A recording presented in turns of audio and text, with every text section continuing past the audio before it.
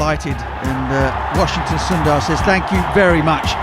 And he has banged it straight back over Don Bess's head for 6. Down the wicket comes Akshar Patel, and he's cleared mid-on for a one bounce for Jack Leach. In again, down the wicket comes Akshar Patel this time, and has launched Leach straight over long on and over the rope for 6. Lead is 151, and this is getting desperate for England. He's 96 not out, but it's Ishant Sharma on strike now. Oh, that's LBW. Full and straight from Ben Stokes. He doesn't even turn round. That is as out as you can possibly get. It's absolutely plump. India lead by 160. Here is Stokes. Bowled him! He's bowled him! Siraj has gone. Ben Stokes has 2 wickets in the over to finish with, 4 for 89. And India's innings has finally come to an end at 365. Yes, India adding 71 to their overnight score of 294 for 7. And Washington Sundar agonisingly close to a maiden Test match 100. He was left stranded on 96 as India's last 3 wickets fell with a score on 365, a run for every day of the year. James Anderson finished with 344. Ben Stokes, a heroic effort, Herculean effort, finishing up with 4 for 89. The two England seamers, the only two England seamers, finishing up bowling at 52.4 of the 114.4 overs that England got through. Jack Leach finished with the creditable figures of 2 for 89 from 27. Don Bess, he started the day, in fact, with James Anderson, unable to pick up a wicket. He could have had Rishabh Pant yesterday when he was only on 35, but it was not to be. Umpire's call put pay to that one. Finished with 0 for 71 from 17. A tough old day and a bit in the field for him. And Joe Root got through 18 overs, none for 56. England out to bat with a deficit of 160, have knocked 6 off that. Crawley and Sibley making it safely through to the lunch break. And England with, once again, it seems to be so often ever since that first innings in the first Test match in Chennai at the back end of, where were we? January? Back end of January, Steve Harmison, where England made 560.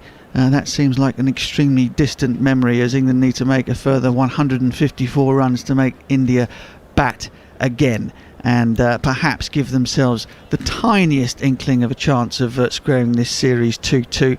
Steve, this is going to be incredibly tough, but it'll be a test of character as much as skill and technique for these England batsmen. Yeah, character is something that you wanna see come to the fore here, because the technique has been questioned and not really answered the way India have performed against England, especially the top order, 1, 2, 3.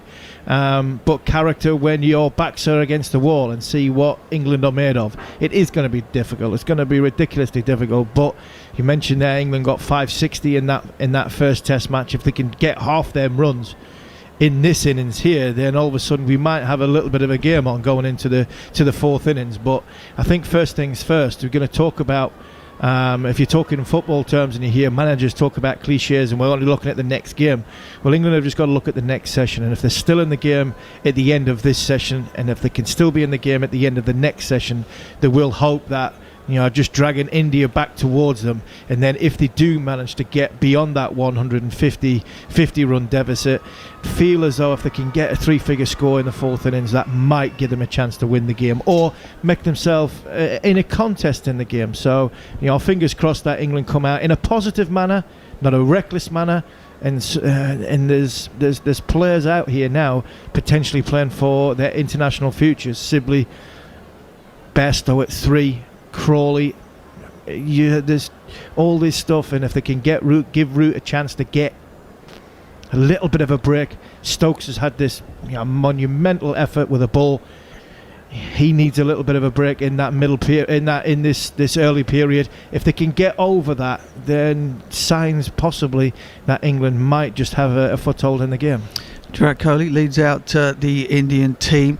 We're talking about character as Gareth Batty slides into the front of the commentary box. He's about 15 yards away from me, actually, at the front of the commentary box. We've got all kinds of large inch-thick panes of glass between us. Bats, you're an infectious character, but you're not that infectious. But anyway, I can see, I can see you all the way down there. We're talking about a test of character. I mean, I guess from England's point of view, one thing that they're not short of at all is that sort of that character, that will to work hard, the will to fight, the will to fight for each other. It's perhaps the skill that they've been lacking in, really, that's been the problem. Yeah, I think it's almost harnessing that enthusiasm, that drive that we see from this England team and have seen for a good period of time now, and harness it into the positive movement that we saw from these two going into the break. They moved really well. They were moving the feet forwards and backwards. We saw Sibley's second ball out of character running down the wicket. It wasn't reckless, it was positive, it was good. It was using that positive energy, that positive talk around the group to absolutely accelerate your skill set and make your skill set work for you. And at times with that, you have to be a little bit brave. And you just need England to be brave, not reckless. Be brave to take the positive approach, because when we're positive, we generally move in a better position as batsmen. And we just need to be positive and build a foundation for, like you say, Root and Stokes, who hopefully are icing on the cake men who can get some sort of a total. Akshar Patel, who took the new ball, as has been his wont in the last couple of test matches. He's got the ball in his hand. He opened the bowling with Mohammad Siraj before the break. Siraj went off clutching a hand. Zach Crawley banged a drive back at him and caused him a bit of discomfort, but Akshar is bang on the money. How often have we said that in this test match series? Wide of the crease, lowish arm, spearing the ball in towards the stumps, invariably pitching on or around off stump, sometimes straightening, sometimes going on with the arm. Sibley was equal to it, as he was again this time, almost a carbon copy of the first ball. Dom Sibley does have the temperament to bat for long periods of time. It's been the technique that has troubled him, particularly against left arm spin. Mbaldini caused him problems in Sri Lanka, as again he's forward and defending middle of the bat towards extra cover, and there's no run. And Akshar Patel has caused him nightmares in this series since the second test match. Just have that rather peculiar quirk where he'll pick the bat up and keep his hands in nice and close to his body, just take them back towards the wicketkeeper, and then as the bowler's about to release it, he pushes the bat outwards towards cover point before bringing it back in and then presenting it to the ball. I think if there was one thing I'd change about Dom Sibley, it's that. And I'm guessing that it's a nervous tick more than something that he means to do. But it means that the bat is coming outside the line of the ball before then having to come back in and going straight at it, as he does successfully there to the fifth ball of the over. It's been spot on. This pitch has actually played really well today. There's been no real sign of it disintegrating. There hasn't been lavish turn apart from out of the foot marks. As Akshar is in once more. This one a little bit wider, a little bit less full, and there's a puff of dust just as I'm talking about the surface, and it bounces and goes through to Rishabh Pant. The end of a good solid maiden over from Akshar, scores 6 without loss. Yeah, just to pick up on that point you made about Dominic Sibley and his hands coming away from his body. Lots of buzzwords around cricket, and people talk about a trigger movement. For me, that is almost his trigger movement. It's his comfort blanket. It's his involuntary movement that he does. Now, as long as he does that early, get his hands out so he feels comfortable, but then get them back in, like we've seen in that over. He got them out early, but they're back in, so his bat path then he's coming down straighter and in a better plane of movement to access that straighter ball that sometimes, if he does that movement late, he's catching up and he comes across the ball. And I think that's been his problem. He's been doing it a little bit later, but it takes his head away as well. So when his hands go out, his head goes, and when his head goes, it stays there. So when his hands come back in, there's a gap between bat and pad, and the left arm spin bowler has getting the ball through and caused him a hell of a lot of problems. Yeah, you think of other batsmen who have sort of seemingly nervous ticks. You're talking about somebody like Steve Smith, whose movements before the ball is on its way are extraordinary, all over the place, sideways across the crease, not to mention all of the various times he has to touch bits of his body in between balls. I mean, the guy is a ball of nervous ticks, but when the ball's on its way down, as Ashwin is into Crawley, when the ball's, or before the ball's on its way down, everything is as it ought to be. It kind of doesn't matter what happens before the ball is released. It matters what happens afterwards. Some of the greats of the game have been like that, Butch. Ashwin in again. Sharp turn, big turn. That ball pitched on middle stump from Zach Crawley and has spun past everything. Pant couldn't get a hand on it, and that has gone all the way down to the boundary for... Well, maybe it did clip a pad or something on the way past Zach Crawley, but it's four-leg byes. Yeah, this is skill from Ashwin. He has this beautiful knack of being able to change the direction of the ball through the air. This is a bit in. He's got a leg slip, he's got short leg. This is not fluke. He's meant to bowl that into the batsman. It's a fraction straighter or spun a little bit more than he wanted. But the ball is only going towards short leg and leg slip if the batter hits that. Crawley on the front foot, strokes it nicely to extra cover, straight out of the middle of the bat, but there's no run. Yeah, 3 men in catching positions. Rahane in his usual spot at slip. Shubman Gill, I think, under the helmet. Out. Gone. What a delivery. That is magnificent bowling. It's the Karen ball. Saqlain Mushtaq would have called it a Duzra.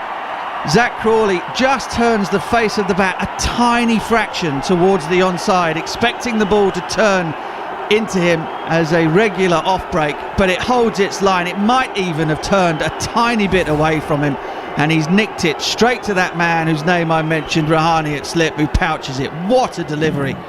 No, this is brilliant bowling. He's set him up as Ashwin. It's the second ball of the over. He's gone into in, so the shape of the ball is dragging Zach Crawley across to the off stump. I think this ball's a bit more square spin, so actually delivers it like you think it's going to be an off spinner. Sometimes it just clips the seam, sometimes it doesn't. This time I think it's just missed the seam and clipped on to hit the outside edge of Crawley's bat. But I reiterate it, I think that's because of the second ball of the over, where he's dragged him across with that in shape, getting him across the stumps and getting him to play at one that's just going to go straight on.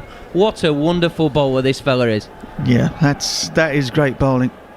I think if you watch it in super slow motion, and sometimes you get the angle from where the camera is pointing a little bit from mid-off, it looks as though Zach Crawley has played massively across the line of a straight ball. In real time, straight down the line, not so. He's angled the bat just a fraction towards the onside, expecting that ball to turn in. The ball before, as Gareth Batty described, turned lavishly, having drifted in towards the right-hander. It then turned more.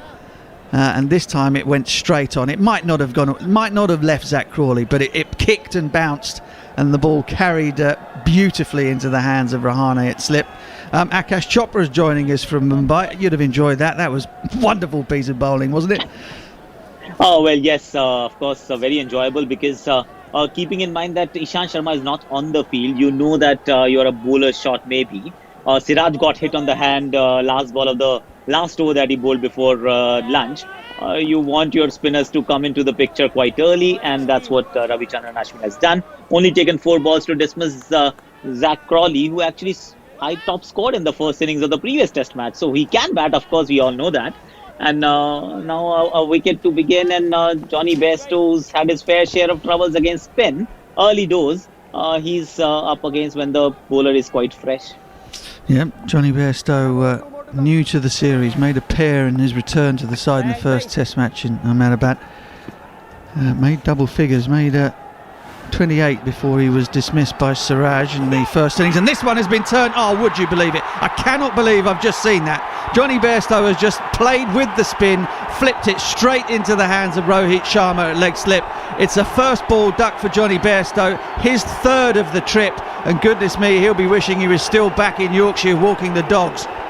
Well, people will say, if they watch this or if they're listening to it, they'll say, oh, that's just fluke, it's just spun a bit and he's tried to turn it around the corner. Absolutely not. This is absolute skill and class from Ravindra Ashwin. This ball, he's seen Johnny Bairstow go across and bat on off stump. He's gone mid-crease, he's gone into in on the shape of the ball. He's basically challenging the inside edge of Johnny Bairstow, and because of the into-in shape, he cannot access the ball with a full face of the bat. It takes the inside edge. He's got a short leg and a leg slip placed there for this dismissal. This is world-class bowling. This is one of the magicians of spin bowling that we are seeing, unfortunately, dismantle England. It is wonderful bowling. Akash talking about the fact that India's seamers were off the park. Well, Axar 22 wickets at 10, and Ashwin now 29 wickets It was at 15. I'm guessing that's come down to somewhere closer to 13. I'm not sure they're going to miss the seamers, really, are they? No, if England continues to bat the way they have, because while yes, there is quality in spin, but if there are two fielders, a short leg, a backward short leg, you don't play that shot. With a very short forward stride, you get closer to the ball, you smother the spin. If you can't, you won't be leg before if this is turning as much as it is, and you need a slightly longer stride. Honestly speaking, the play against spin on a surface like this, in the previous game, one could understand skidding too much, pink ball, some balls turning. Chennai second test was tough. This is not a tough pitch, honestly. Yep. This is a decent surface. Agreed. And if you can't play against spin, the fact is you will be exposed. There is a guy who's taken, 400 wickets. Yeah, agreed. That was a poor shot from Johnny Bairstow. He just rather flipped at the ball and just flipped it straight into the hands of Rohit Sharma. There was no attempt to defend it. There's no defence of England's batting on this surface. This is a great surface. This is exactly what you'd expect in India on days 1, 2 and 3 of a test match. So certainly no excuses on that front, Akash. And Ravichandran Ashwin is on a hat-trick, and boy, would this be the icing on what is a triple layered cake for Ashwin in this series. He has been magnificent with bat and with ball. The crowd seems to have multiplied, if not in physical bodies, but certainly in terms of the noise. Listen to this.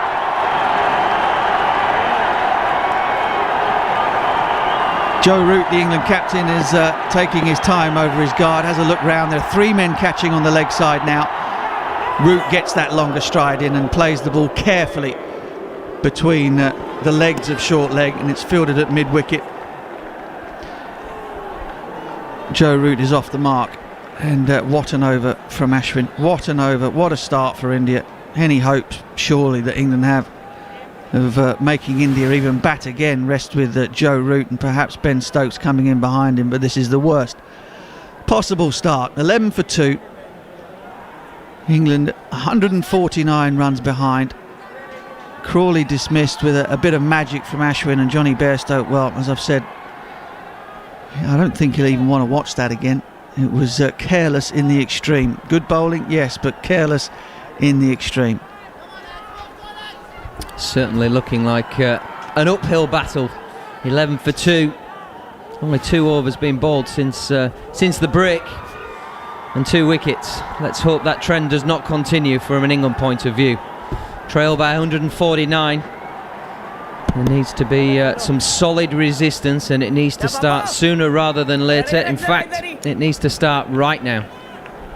Root faces up to Aksar, who once again is unerring in terms of finding a good length ball, pitching on middle and off stump. Just watching the replays again of Zach Crawley. Zach Crawley jacked his head round there as if to say, how has that ball ended up at slip? How have I made that error? I don't understand how that's happened. Johnny Bairstow, well, as I said, you wouldn't want to see that again. Big turn from Aksar to Joe Root. Joe Root must be thinking to himself, good, I just wanted to keep my boots off for a little while longer. But he's back out there in the middle again. Aksar wide of the cricket. Oh, that's a beauty. I think that's out. Nitin Menon says no. Nitin Menon says no. Rishabh Pant is in heated conversation with Virat Kohli. They're asking whether or not that there's some sort of inside edge. I think that's hit Joe Root on the back leg.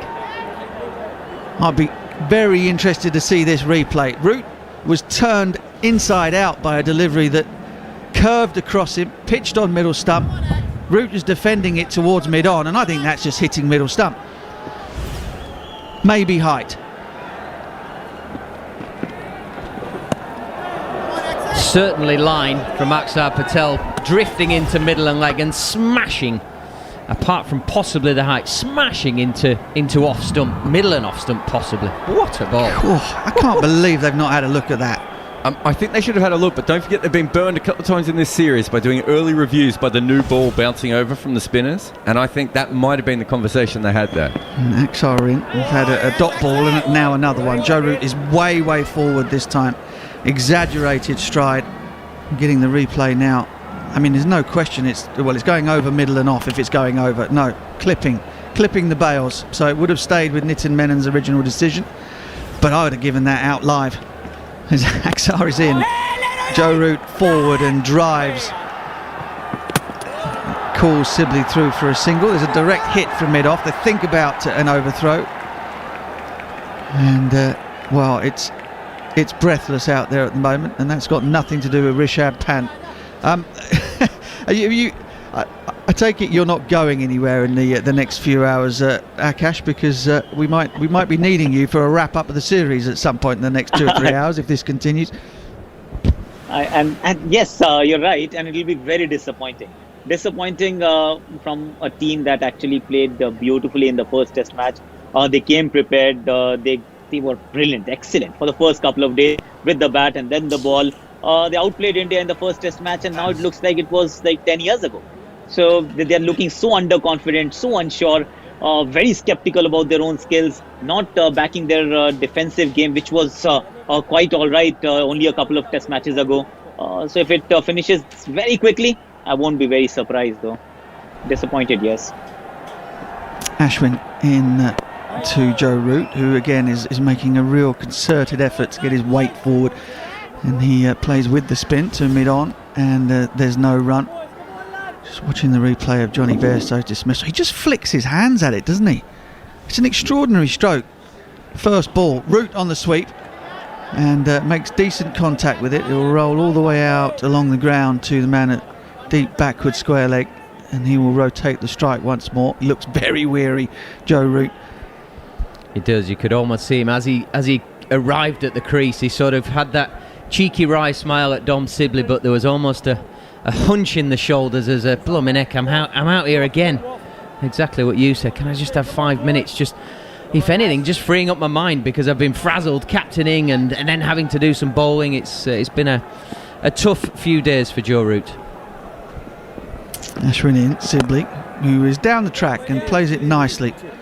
Gets to the pitch, plays with the spin, long on his back. Not quite sure why he's back to Dom Sibley, but he is, and he picks up a single. Yeah, I played a decent amount of cricket with Dom Sibley. Long on would not be a man I would be thinking straight away, I need to get that back for Big Dom. Maybe a mid-wicket, possibly halfway, but that would be it. I'd be saying, come on, Big Dom, have a bit of a whoosh at me if you fancy. Indeed. Well, modern captains... Not saying that you're not a modern captain, Gaz, but I mean, we played together 20, 30 years ago, was it? I can't remember now.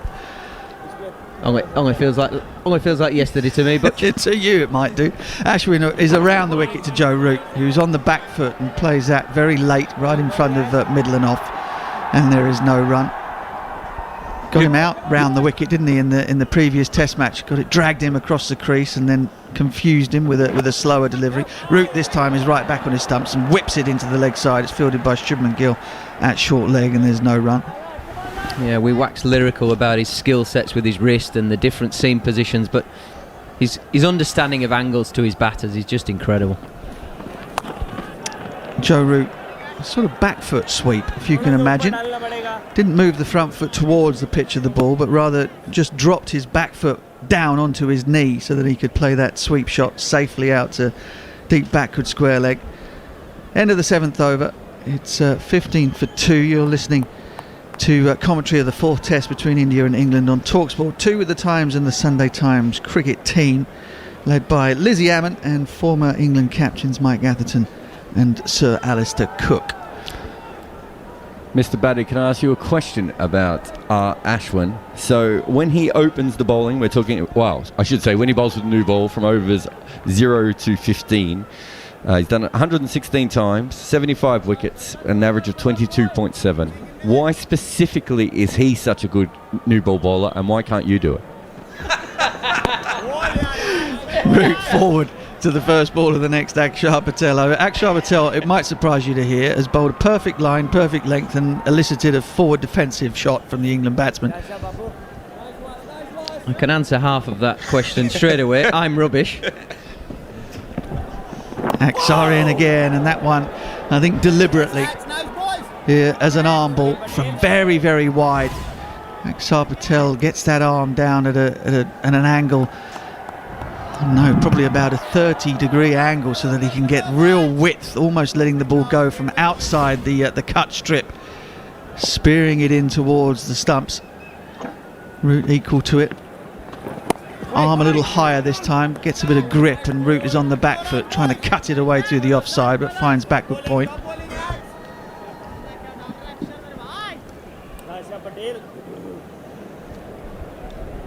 Joe Root has been out 5 times LBW in this tour. Sweep, it's top edged, and it won't make it out to the man on the sweep. I think that's Pujara.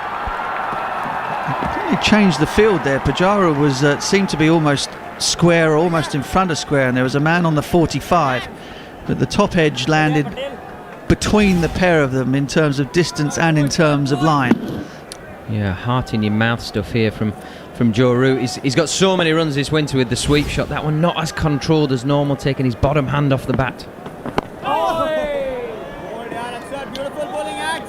Root again forced into a late decision in terms of forward defensive stroke. He's testing every single bit of his mental strength and technique here, Joe Root. You can just see the concentration in his eyes as he hunches over his bat. Lower stance against spin. Again, he's on the back foot, chops it away. The ball bounces up into the hands of Siraj, who picks up, shies at the stumps. Root will... he's turned down the single by the looks of it. They decided against it. Probably a good call with the way that ball bounced up. 8 overs gone, 17 for 2. Akash, there's not going to be much need for a bowling change here. Can you see it? It will only be the heat that drives them out of the attack. Yes, so you don't really need to change. And these two bowlers we've seen are capable of bowling really long spells. Akshar and Ashwin, and this is the last test match, the final innings for these two bowlers. Washington Sundar is your third spinner.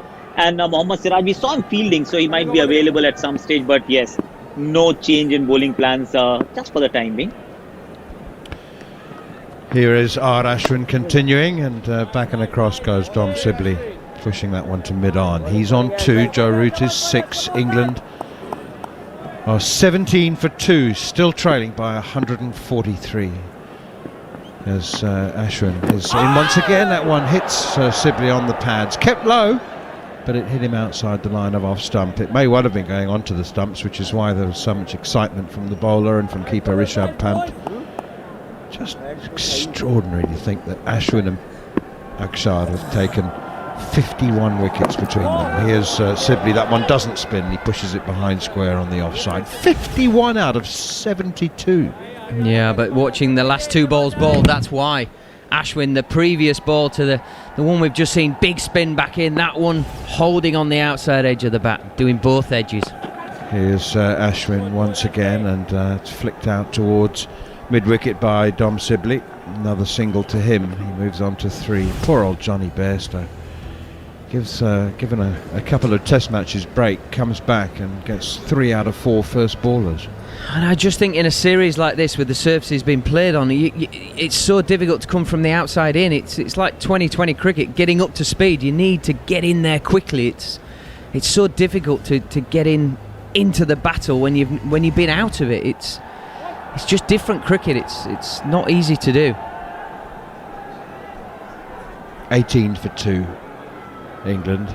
They've lost Zach Crawley for 5, caught at slip. Johnny Bairstow, first ball, caught at leg slip. R. Ashwin taking both wickets and taking his tally to 29 for the series.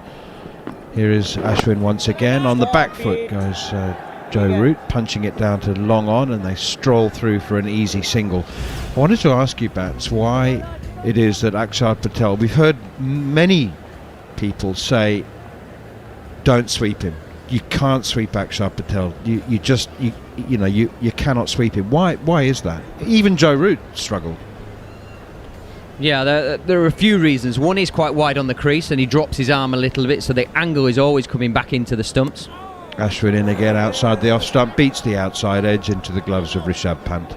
So if you miss the ball, it's difficult to get outside the line of where he's coming from.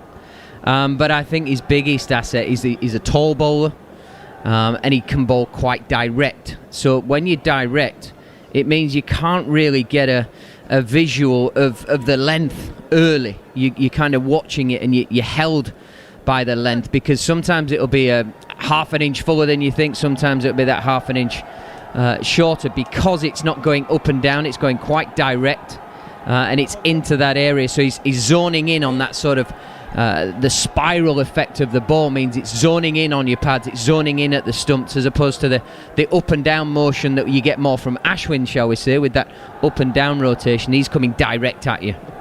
Akshar Patel in once again, and forward comes Joe Root, stretching for that one, playing it in front of his front pad. Root on 7, Sibley on 3. England trailing by 160 on first innings. Now trailing by 141, but they've lost 2 wickets, 19 for 2.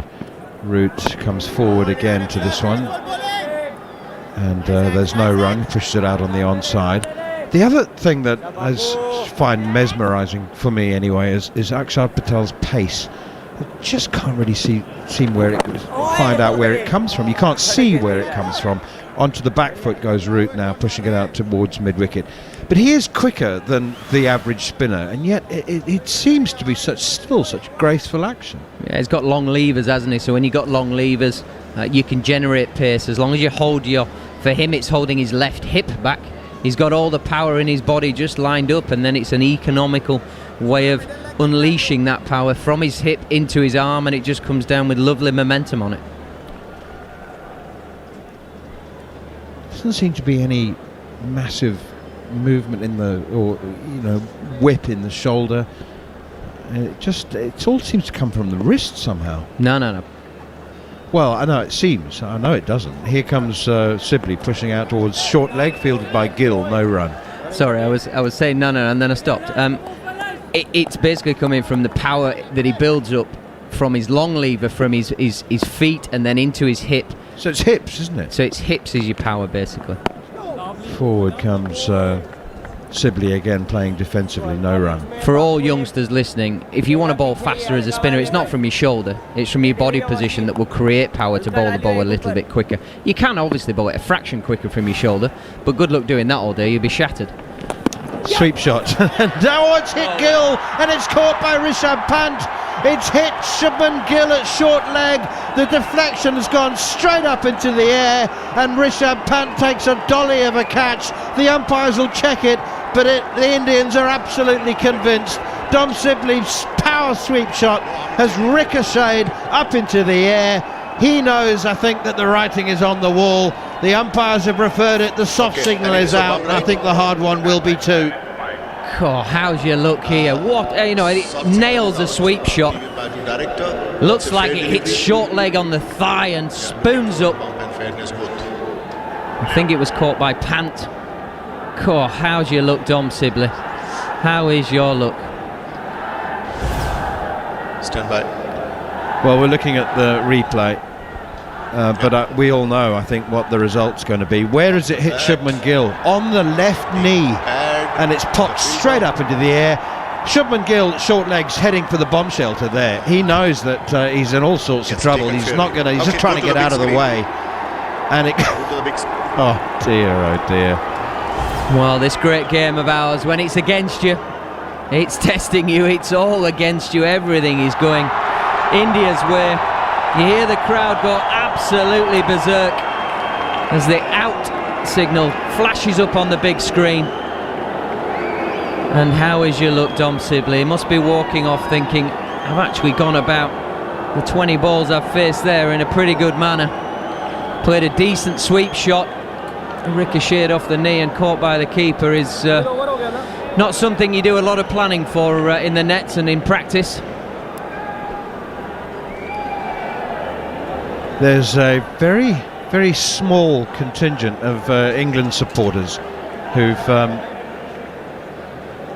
but they must have shut down the British Embassy, because I know that that's where they come from, and I can't imagine that they've got too many more staff. I think they maybe just drew straws and left one person there to take messages. Ben Stokes comes to the crease. England are 20 for 3, and the tag team of Ashwin and Akshar have now taken 50 53, 52. 52 wickets between them. 52 out of 73. Darren Goff's alongside me. Not surprised. I think I said to you yesterday, Dina Manis, with a little chuckle, but there's plenty more to come from them two with one more innings to bowl in. Here is Ashwin now. A new over begins, and on the back foot goes Joe Root, captain and vice captain at the crease. And so far it's 2-1 Ashwin. Who's going to be the first one to 5? You're convinced one of them will take 5. For here is Ashwin again. Sweep shot from Joe Root, and hits him on the pad outside the line of off stump. No run. I must say, you wouldn't find anybody betting against that. And well, Dom Sibley, I mean, he knew immediately. The umpires were right to check it, but it's very unlucky. That one spins viciously off the pad of Joe Root and is caught around the corner at leg slip by Rohit Sharma. Steve Harmison, what do you make of it all? Yeah, it's just when your luck's not going for you. It's actually hit the pad. The short legs fielding pad. Short leg wears like wicket keeping pads underneath these white trousers, and it's hit the knee roll of it. That one doesn't spin from Ashwin, and it's beautifully played by Joe Root on the back foot. Punch out towards the cover boundary, and some consolation runs. They feel like consolation runs, but a beautiful shot from Joe Root. Goodness me. Inspector Gadget were running after that one. It was Pujara. He would never catch it. So well timed though by Joe Root. That's such a good shot, you know. Just short of a length, a little bit of width for Joe. He's really deep in the crease, and that's one of his trademark shots actually. That back foot punch, beautifully timed. There's no way Pujara was going to catch that. Not a chance. Here is Ashwin again. That's given some more air and driven through extra cover for 4 more by Joe Root. That was over pitch. That was certainly drivable. You know what? Just the previous 2 deliveries, one has fizzed from Ashwin so much that it spun off Joe Root's pad to leg slip. The next delivery hasn't spun at all. And I just wonder, I mean, is Ashwin seriously in control of? Yeah, just over pitch. That's all that was. I think even if it was the one that was going to turn big, Joe got out to the ball and he smothered the hands through the ball because it was over pitch. It was a fantastic shot. Here's Ashwin round the wicket now to Joe Root. Goes back into his crease and pushes it to short leg where Shubman Gill fields. There's a good crowd in now, being a Saturday and being that it looks like India are going to win the Test match in the series. Jared Kimber? Just to go through that dismissal, so Ollie Pope went out in the first innings, nicking the ball onto his back leg, and it somehow bounced up to short leg. And we also had Cheteshwar Pujara in the first test play a beautiful pull shot that happened to hit Ollie Pope in the spine and went out to mid-wicket to be caught by Rory Burns. So we've had a few pretty unlucky dismissals in this. And Dom Bess got one, I think, in their first test against Sri Lanka in that 5-wicket haul, which was a full-blooded sweep into a short fielder. So, you know, I think, if anything, what modern cricket needs is slightly bigger short leg fielders now to be able to rebound the ball into different directions. With bouncy protective equipment. Get me and Goffey in there, we'll be all right, won't we? Yeah, big target. Now, Akshar Patel, we're back into that stage now where it looks and feels like a wicket could fall with almost every delivery, even with Joe Root at the crease. Men hovering around the bat, keeping Ben Stokes company. You want Rakeem Cornwall, yeah. That's turning from Akshar Patel onto the pad of Ben Stokes and out past short leg, and there's no run. Can you imagine having Rakeem in at short leg and then you got Pollard in at silly mid off there? Get past that. It'd be like an eclipse, wouldn't it? The batsman would just be in shadow. Pollard does field it at short point, and even when he gets down on his hands and knees, he's taller than most of the West Indian boys.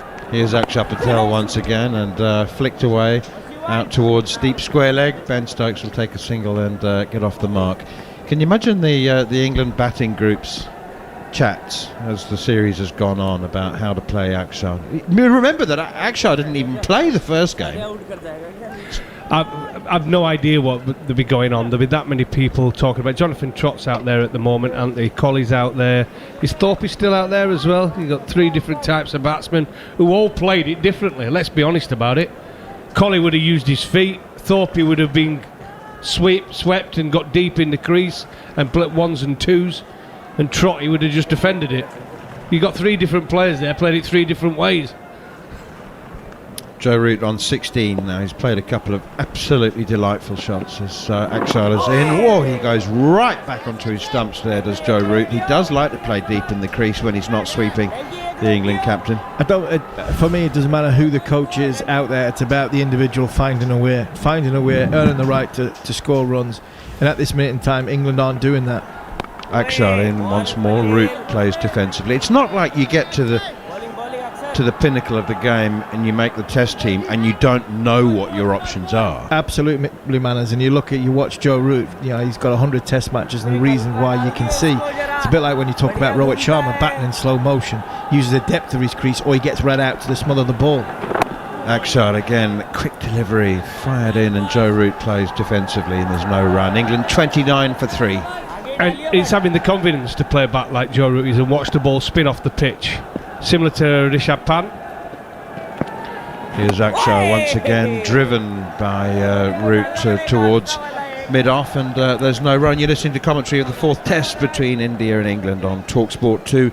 Every ball live and exclusive in partnership with The Times and The Sunday Times. Try it free for 1 month if you like at thetimes.co.uk/cricket offer. Subscription auto-renews unless cancelled. Terms and conditions apply. Yeah, what I was saying, man, is about the Joe Root. He goes back, he backs himself to read the ball off the pitch and play it as late as he possibly can, watch the spin and watch the bounce. And I think KP was talking about that last week, wasn't he, that Rahul Dravid used to do it. We saw Rishabh Pant doing it. But I think when you look at Virat Kohli, we've seen do it throughout the series. But the problem with some of the England players, it's almost been half and half, hasn't it? They've been afraid to use their feet to come out to the ball, and they've been half and half in the defence, and that's been the problem. Yeah, I agree with that, but I think you've also got to take into context that Sibley and Crawley have not played here in this environment and been exposed to this sort of bowling in subcontinental conditions, but also the level of pressure and that has been put on by Axar Patel and Ravi Ashwin that's something else completely different to what they're used to or what they've been brought up with. So we hope that this is a good learning curve for them, and they've just got to find that way of getting through it.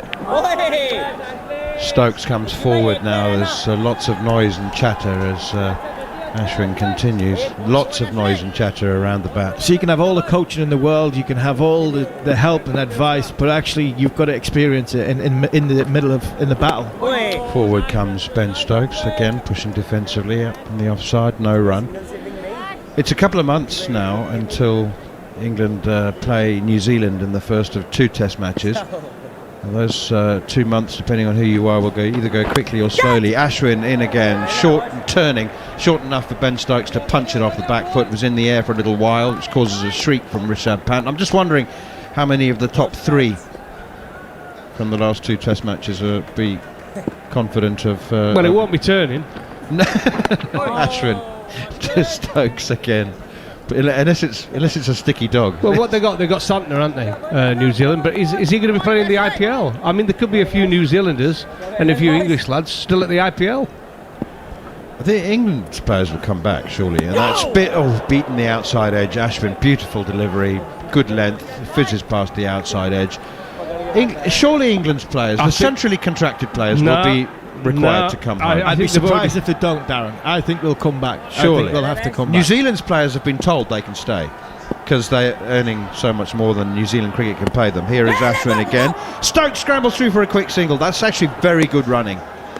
Good running, getting off strike against the off spinner. He's kept the strike as well. He's going to have to face Axar Patel in the next over. 13 overs gone. England trailing by 130 at 30 for 3. They'll call it rotation. And it's rest and it's on the schedule, but they're going to play in the IPL. I remember 2 years ago. It's not rest and rotation if they're playing in the IPL. Yeah, but they will do because they're thinking because they'll be thinking it's a 5-day game rather than T20s. And what they'll say is they did it a few years ago. They made everyone come back except Stokes and Butler. They let the 2 senior players stay out there, but they made everyone else come back. Yeah, but they didn't miss games. Was wrong. That was wrong. Yeah, I agree with that, but they didn't miss games, Darren. They didn't miss games. This is they stayed out there to miss the build up towards I think it was a white ball game, but they didn't actually miss any. I don't think they missed any cricket, which would surprise me if they missed a test match. Here's Akshar Patel again. Sweep shot into the hands of leg slip, and Akshar Patel has another wicket. Oh, Ben Stokes has swept it straight to leg slip off the face of the bat, I reckon. And it's another catch for Rohit Sharma. Oh, goodness me. Stokes can't believe it. He's shaking his head. I mean, I don't know about the choice of shot, but the execution looked absolutely fine. And it's actually the captain, Virat Kohli, who's taken the catch. Would you believe it? And not well, you can believe that Akshar Patel has another wicket, but Ben Stokes cannot believe that he swept it straight into the hands of the fielder. Another word from Steve Harmison, it'll be Mark Nicholas. It doesn't rain, it absolutely pours its bucketing down for England.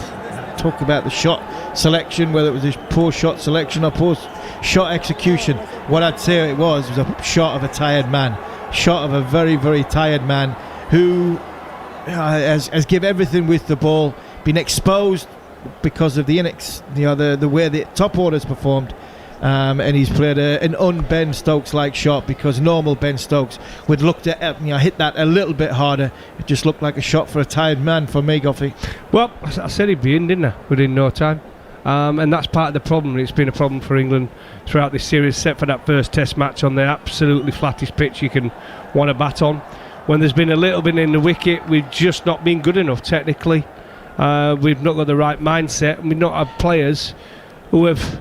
And we could talk about they should have the game plan all in order, but when it comes down to it, every single game we go in bang, bang, bang. But you're saying there's a little bit in the wicket. There's not a little bit in this wicket. This is a good wicket to bat on. I'm sorry. There is, because there's a little bit in it. Turn, but it's not minefield like last week. No, this is a good cricket That's pitch. what I'm saying. I've said that from day one. It's an absolute belter of a pitch. It's got a little bit in it for the seamer. It's got a little bit in it for the spinner. But if you can stay at the crease and get in and build an innings, you can go on and score like Washington Sundar did and like Rishabh Pant did. There's no doubt about that. I'm not calling the pitch bad whatsoever, Army.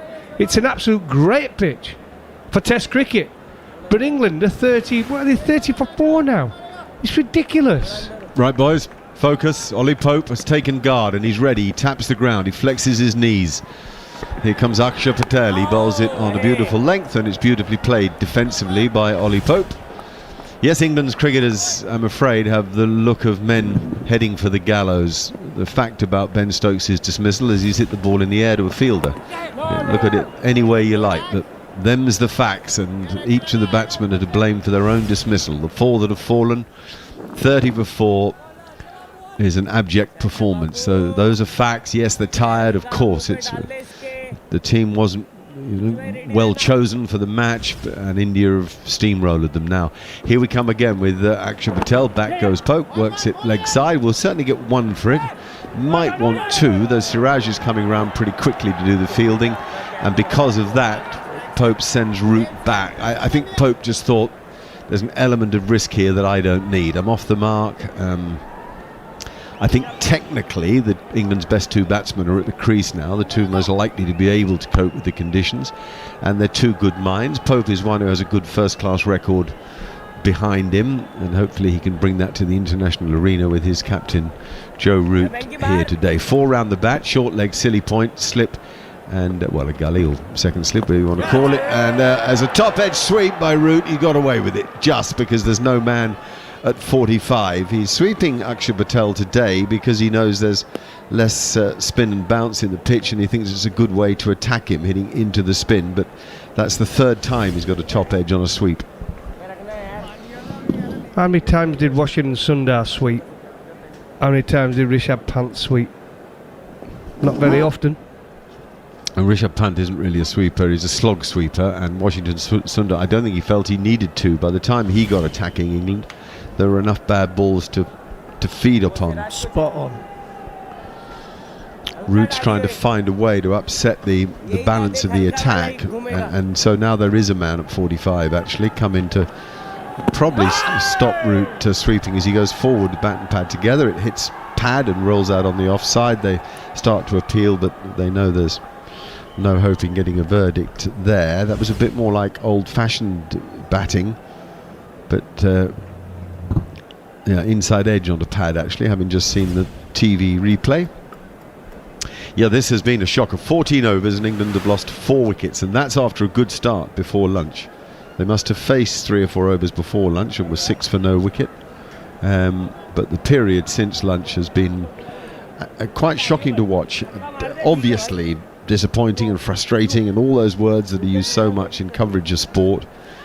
But it's hard to marry up the performance in the first Test match, when England won so convincingly and played so well, to this performance. Now R. Ashwin with a good off-spinner, lovely flighted, dipping off-spinner, a big stride forward by Ollie Pope, who coped with it well. It turned back into his pad.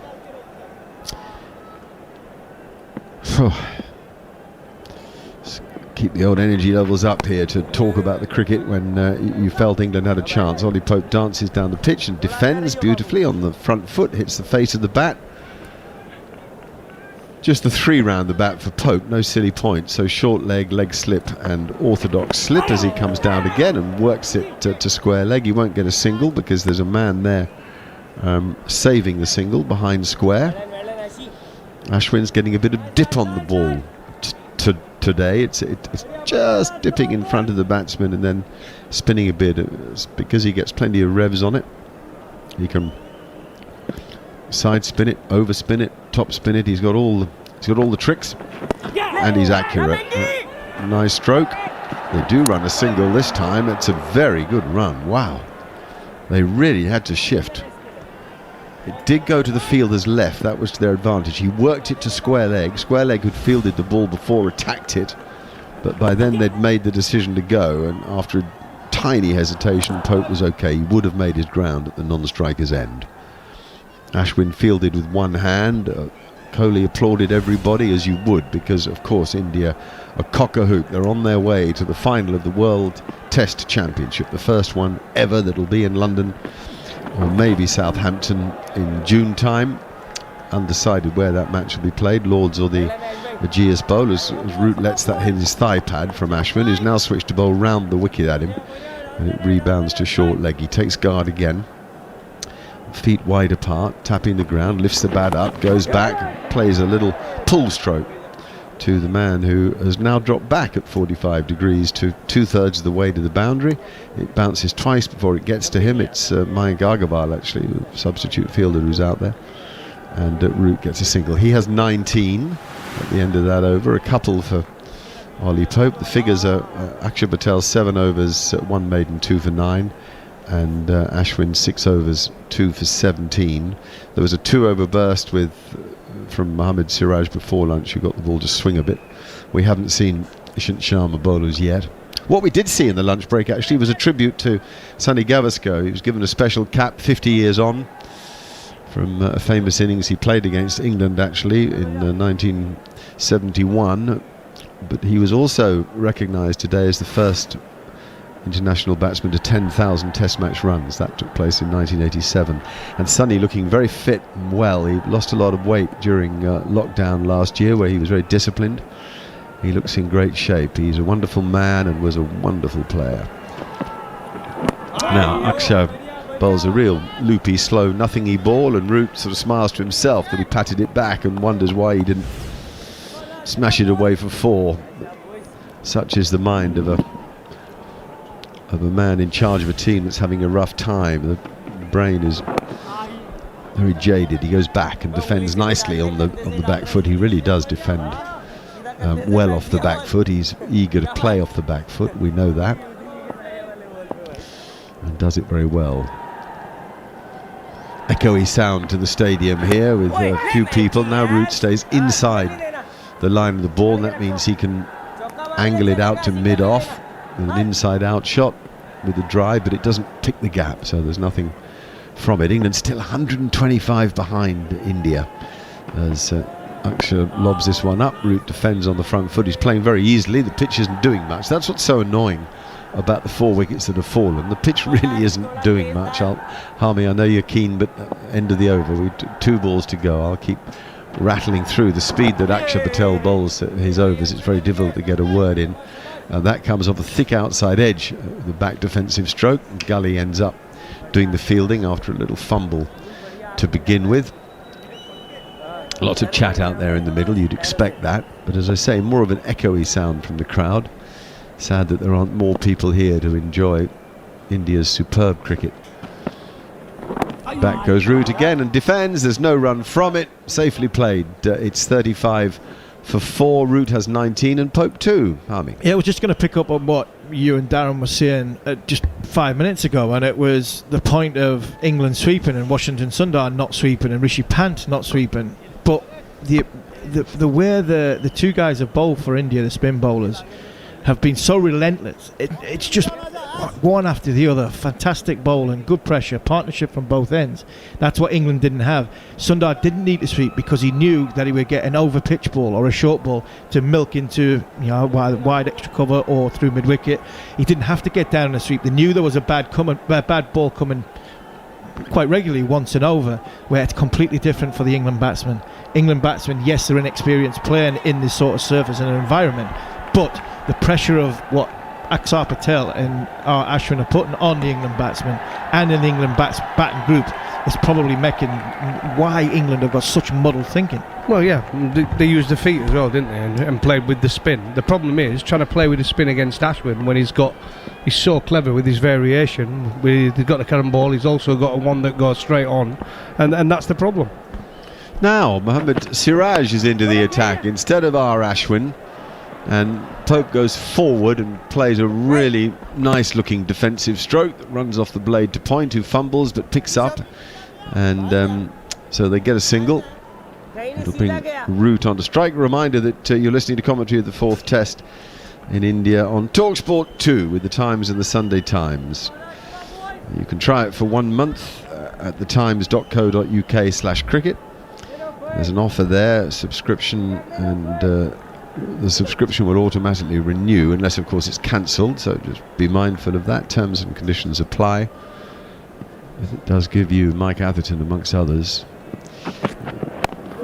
on the back foot now. Root, 2 different methods. That ball that Ollie Pope may well have played forward to, but unusually normally it's the taller man who'd play forward. It's a fullish length around off stump, just outside off stump. The taller man would usually play forward and the shorter man play back, but those 2 balls, it was actually the other way round. I actually think, Mark, it's a good bit of captaincy this, because of how well Root plays spin, just to try and change things up. It seems we can get Root to play outside off stump. He got a little bit, I think his alignment got a little bit mixed up when Siraj bowled in the first innings. Okay, well, he's playing very well at the moment. That he played particularly well there, alongside the ball with a dead straight bat on the back foot. That really was excellent defensive batting. Siraj is a lively bowler. The best way to describe him, I mentioned earlier, he's got a pointed beard, very like Kohli, as so often, the team is in the image of the captain, both in its attitude and even its look at times. A lot of these guys have now got beards. A lot of young talent. They're all slim, they're all fit. Kohli has set a standard, a bit in the way that Tiger Woods did for golf. He set that standard for Indian cricket with his fitness and level of commitment, as Root goes back again to a ball back of a length and plays it with all the time in the world. He's looked a superb player already in this innings, bar the 2 top edge sweep attempts. The other one was safe because he knew the gap was there, but really Root looked so organised in comparison to some of the other England batsmen. But then again, he's one of the very best players in the world. There was the gang of 4 talked about: Kohli, Smith, Williamson and Root. Though Kohli's had a run time of it of late. He's had a long period without 100 in any form of the game. No one would take him out of the gang of 4, though, I don't think. That's nicely played. A fuller ball, he works it to short mid-wicket, and there's no run for it. No, you wouldn't take him out of that 4. Absolutely not the way he's played this winter. I know it's been difficult, some of the pictures we've seen this winter, but he cashed in, didn't he, on that first test when he got the best of the conditions. A beautiful innings following his great tour of Sri Lanka. He's found it difficult in the other games, but showed his class at times. And again, I mean, we look at this England side, don't we? And we're looking at Joe Root, and we think if he don't get... He bowls now, and he's forward. Root, lovely. Right, head right over the ball, and he gets a single to mid-off. So that's excellent batting from Root in that over. Though I would have to say that there doesn't look as much in it now with the ball softer for Mohammad Siraj as there did when he bowled with the brand new ball. I don't think he'll be worried about facing him. 37 for 4, Root on 20, Pope on 3. Yeah, what I was just saying about Joe, the problem is now with this batting lineup of England is, but if the captain, Joe Root, doesn't get any, we tend not to get any, do we? And that's a concern moving forward. With the summer, we've got a cricket, we've got New Zealand first up in June, and then we've got India again before we go to the Ashes. So we've got to work out who's going to be the right batting lineup. I still think Stokes is better at 6 than 5. I honestly believe that. But it's who. Have we got some more batsmen who we can get into this side? And it's going to be amazing who starts the summer in June That's against the front New Zealand. three, Goffey. Still, I mean, Crawley has deserved to go at 3 in my view, given he got 260 there, but we shall wait and see. Welcome everybody on TalkSport. You're with us now, I know. Here's Akshar Patel, and there's a fine sweep stroke from Joe Root. He gets down low, that's just as he played in Sri Lanka, and he meets it early and hits it well in front of square. That was a masterful stroke, a man in fine form with a good reach and a great skill. Yeah, great shot from Joe Root. Totally in control of that one. The first time, actually. He's not swept very well this game so far, but that one was absolutely spot on. Akshar again, and back goes Root, and defends on the back foot. Yeah, I mean, there's a lot of players to talk about. Jos Buttler is a miss, and no question about that. To be here in India playing these tests without Jos Buttler is senseless. Easy to say that though now, isn't it? I mean, well, he is. He's a game changer. he's a good player.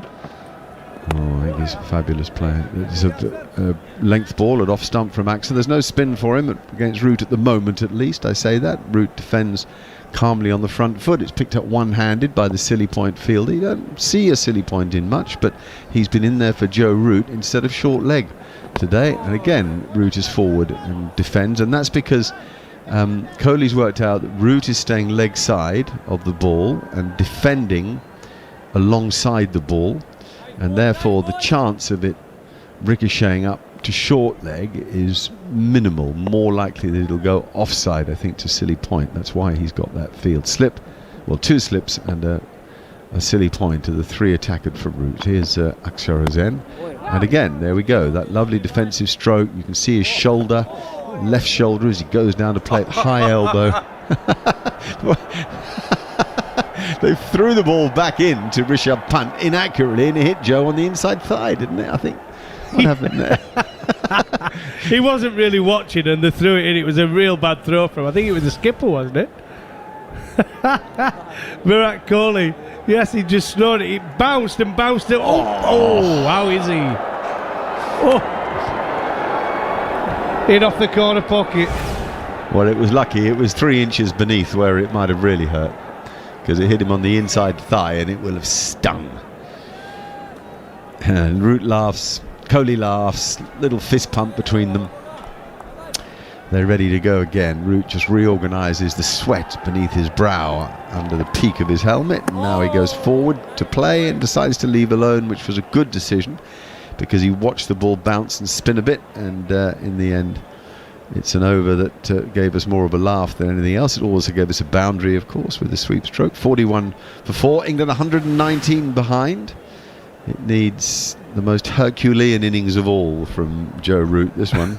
I told you that though at the start of play, didn't I? It'd be a miracle if England won from here. You've always got to have that kind of hope and belief, but I just think the way we've played against the spin twins there of Akshar Patel and Ard Ashwin, it was going to be a very, very difficult situation to be in for England. To bat till tomorrow lunchtime against those two on a pitch that, yes, it's not spinning as much as the other 2 pitches that's gone before this one, but it's still very hard work when you're 160 behind. And hard as it might be to understand this, believe me, it's even harder work when you thought you might have a first innings lead. Siraj bowls very straight at Pope, who punches it really like thou shalt not pass to mid-on off a good length for no run. You know, when you think India were 146 for 6 and England might well have bowled them out for, say, 190, and they ended up conceding a deficit of 160, and now they're 40 for 4. I mean, that's a painful day. We've had opportunities actually in every game, haven't we? Where it could have gone either way the game, but India have just seized those opportunities, and that's what I've said, the mentality. Yeah, there you are, still on. Gareth Batty, the former England off-spin, has joined us again, but I'm pretty sure you're still on, Goffey. Try. I was just going to say the mentality of this Indian team is, but whenever there's been that moment of the game, it's been vital, hasn't it? But India have taken it. Boys, I'm going to leave you to it. Mark Butcher's climbed into the desk just behind me. Hi, Butch. Good morning. Morning, everyone. Just had to check. It is, where are we? About 20 to 8 in the morning, UK time. 10 past 1 out there in Ahmedabad. England 118 runs behind, 42 for 4. Same old story, really. England unable to cope with Ashwin and Axar with the new ball. Some indiscriminate, indeterminate, ineffectual strokes in defence or attack from England's top order as Siraj goes in to Joe Root, who's across in front of his stumps and whips the ball away behind square on the leg side. Ashwin fields and throws the ball in one bounce, and England come back for 2. And if my voice sounds a little bit resigned, it's because what we're watching is just all too similar. The only difference being that the pitch has nothing to do with it. It's just been incredibly poor batting from England, excellent bowling from India. Jared, you've got a big smile on your face for some reason. No, I was just going to say, Nearly breakfast. Your voice is perfectly tonal for 44 for 4, I think, is at whatever time in the morning we are currently at. Again, Root into the leg side off the bowling of Siraj, who's just attacking the stumps, or perhaps just getting a little bit too straight to the England captain, who moves on to 27 from 56. But I do have some stats on the sweep shot in this series. England, this is before Joe Root's sweep just recently actually, England had played 126 sweeps. They score at 7 runs and over from them, and they're averaging 14 when playing them. India have done 69 sweeps. They're scoring at 10 runs and over when they play theirs, and they're averaging 21. So they're certainly picking better balls, but also there's a different quality of bowler that they've had to face as well. Pope has to fend a line outside off stump. The ball was arcing back in. Siraj tends to get the ball to come back into the right hander. Therefore, Pope persuaded to play at a ball that's probably 1.5 foot wide of off stump, and he manages somehow to guide it past gully for a single. 19 overs gone, 46 for 4. England 114 behind. Gareth Batty is chomping at the bit to dispense some wisdom. I'm not sure wisdom. I might lob a fact in there. 40 for 4 in this session is why we're a little bit downbeat about the innings so far from England. But the flip side of that is the England captain is still 27 not out of 56 balls. And the young hope, Pope, is 5 not out. Well, and right. this partnership is hopefully going to grow and grow from an England point of view to allow Lawrence and Foakes and Bess and Leach and Anderson some kind of a platform to make India bat again. At the minute, it doesn't look like there's a hope of that at the minute, but England just need to keep clawing, trusting defence. Defence is the key, and the stat that you just had a second ago, Gerard, about sweeps and so on and so forth. I'd love to know about the defence stats, because India don't seem to be getting out defending like England do, and then it actually promotes the demise of certain other dismissals. If you can't trust your defence, you have to go to other options sooner without the same precision, which is basically the stat that you gave there with the sweeping. It's an incredible thing having to trust defence against spin bowling and high quality spin bowling when you're on the back foot in a game. Not just high quality. I mean, Akshar Patel is the greatest bowler of all time by his current record. He still has the best bowling average ever if we're comparing him to George Lohman, who has 10.75. Akshar currently at 10.45. George Lowe, I was thinking the Demon Spofford, but Demon not so great actually. He's down the list. You've played with one of the players, I think. well, on this not the list. Demon Spofford. Well, you might have. I mean, to be honest, Bats might have played with him. Bats is the Forrest Gump of cricket, isn't he? He's played with everyone. Tony Gray from the West Indies. Did you play with him? But yes, in second team cricket. 5 tests he played. Yeah. And in those 5 tests, he took 22 wickets, a wicket every 40 balls, and an average of 17. So he's got one of the lowest bowling averages of all time. Wow. And he was one of those guys you couldn't get into the West Indies team at the time. I think his one-day bowling average was 18 as well. He got dropped with a combined bowling average of 17.5 in international cricket. Handy. Well, I remember one of the most torrid net sessions I ever witnessed. And I say witnessed because I wasn't on the other end of it. I was sort of standing outside the net with a look of horror on my face. Tony Gray was the overseas player for Surrey back in 1990-91. And he sort of, perhaps found himself a little bit out of favour, perhaps wasn't as motivated as he might be. And a young mustachioed fellow with only 4 fingers on his left hand turned up with a big gold chain on and a white sweatband and marked his run-up back about 50 yards to a left-handed batsman called Johnny Robinson, who holds the distinction, I think, of being one of the only men to carry his bat in the Lord's final. And that was because he got hit on the head by Akib Javid and retired hurt, and then came out as an opening batsman and finished off the innings for 3 not out or something. Anyway, I digress. So this youngster with 4 fingers and a moustache comes herring in to bowl at Johnny Robinson in this middle net at the Oval when the pitches flew through early 90s. Tony Gray sees this and thinks, hang on a second, my job's in serious trouble here. So suddenly he puts his spikes on rather than bowling in his trainers and marks his run-up out 50 yards as well. And for the next 25 minutes, Jonathan Robinson has his toes beaten, his head knocked off, and stumps flying all over. It was great viewing, absolutely magnificent viewing. I wonder if Johnny remembers that from back in the day. But anyway, that was Tony Gray. Wackar got the job. Funnily enough. Yeah, and everybody milling around that net session, I can imagine, were chuckling to themselves, knocking each other, going, oh, at least I didn't get in that net. I don't care if I got out. I've still got my feet intact and my head intact, and I'm not seeing the dentist. So Tony Gray misses out on the West Indies because of Malcolm Marshall, Curtly Ambrose, Courtney Walsh, Ian Bishop, and then he misses out on the Surrey job because of Wackar. He just kept running into people, didn't he? It certainly did. Johnny Robinson only found out that his eyes were shocking after he'd retired as well. What? He got his eyes tested and found out that he really didn't see that well, which is why he got hit on the head quite as often as he did. If he'd have faced a normal attack though in county cricket, he'd probably got 20,000 runs in his first 5 seasons by the sounds of it. He had a torrid time leading up to it. Yeah, we get all these guys out there putting cones down and stuff. Just an optician. Just get an optician in cricket teams. As Ollie Pope is forward to Ashwin, knocking the ball to mid-on. I'm not entirely sure what that break in play was all about, but anyway, you got to hear about Tony Gray and Wackar Younis. I was a drinks break. Absolutely. Note to self, Monday morning, get in with the youngsters, get your eyes tested, lads, before we do anything. Get that kit off, get your eyes tested.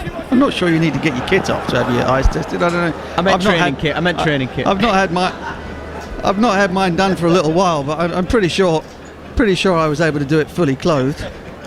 47 for 4. Ashwin to Joe Root, who's on the back foot, whipping the ball into mid-wicket. And there's no run. A little bit of levity required with the scoreboard looking the way that it does for England fans. And Root again attempts that back foot sweep shot, which I've described to you before, where the front foot stays where it is, but he kind of goes back with his right leg, drops the knee on the ground and sweeps from there. Something that he didn't employ during his double 100 in the first Test match in Chennai. Remember that, everyone? But has found it useful against the dipping bowling of Ashwin. This time he's on the back foot and defends, and there's no run. Yeah, curious how he defended that last one. Ashwin bowling the ball quite a lot straighter, so it could have gone to that leg slip and short leg, but Root staying a bit leg side and trying to almost play a ball leg stump into out to take those 2 catches out of the equation. Twitter feed is blown up now with people advertising naturist opticians.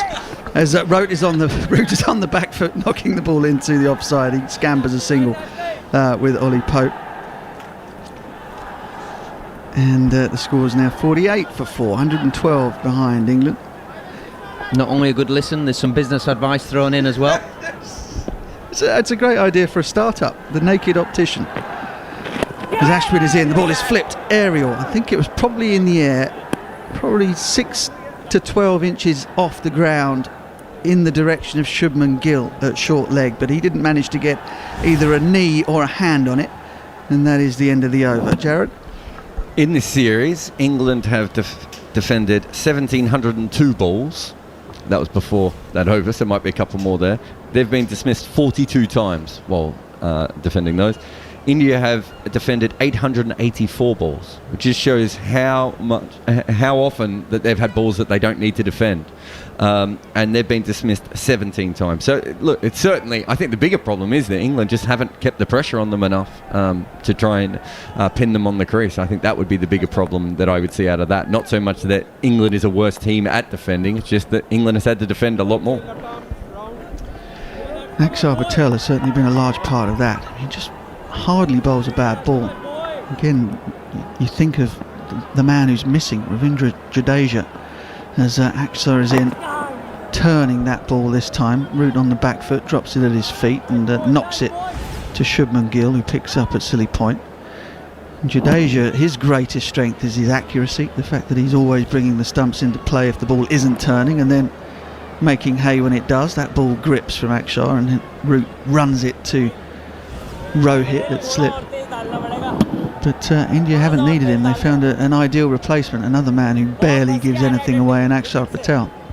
Yeah, relentless in accuracy, speed, spin. Root forward, plays it beautifully. Abject, object lessons. So, abject has been the description of some of his colleagues, but object lesson in how to play a forward defensive against the left arm spinner. That delivery, right forward, bat out in front. And this time using the depth of the crease on the back foot. And again, there's no run.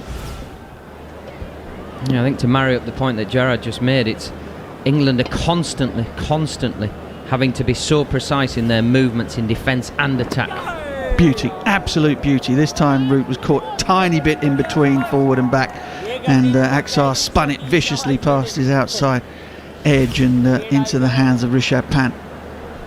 Right on cue, under huge pressure the whole time, and the numbers of defended balls are double from an England perspective, and that is the story of the series.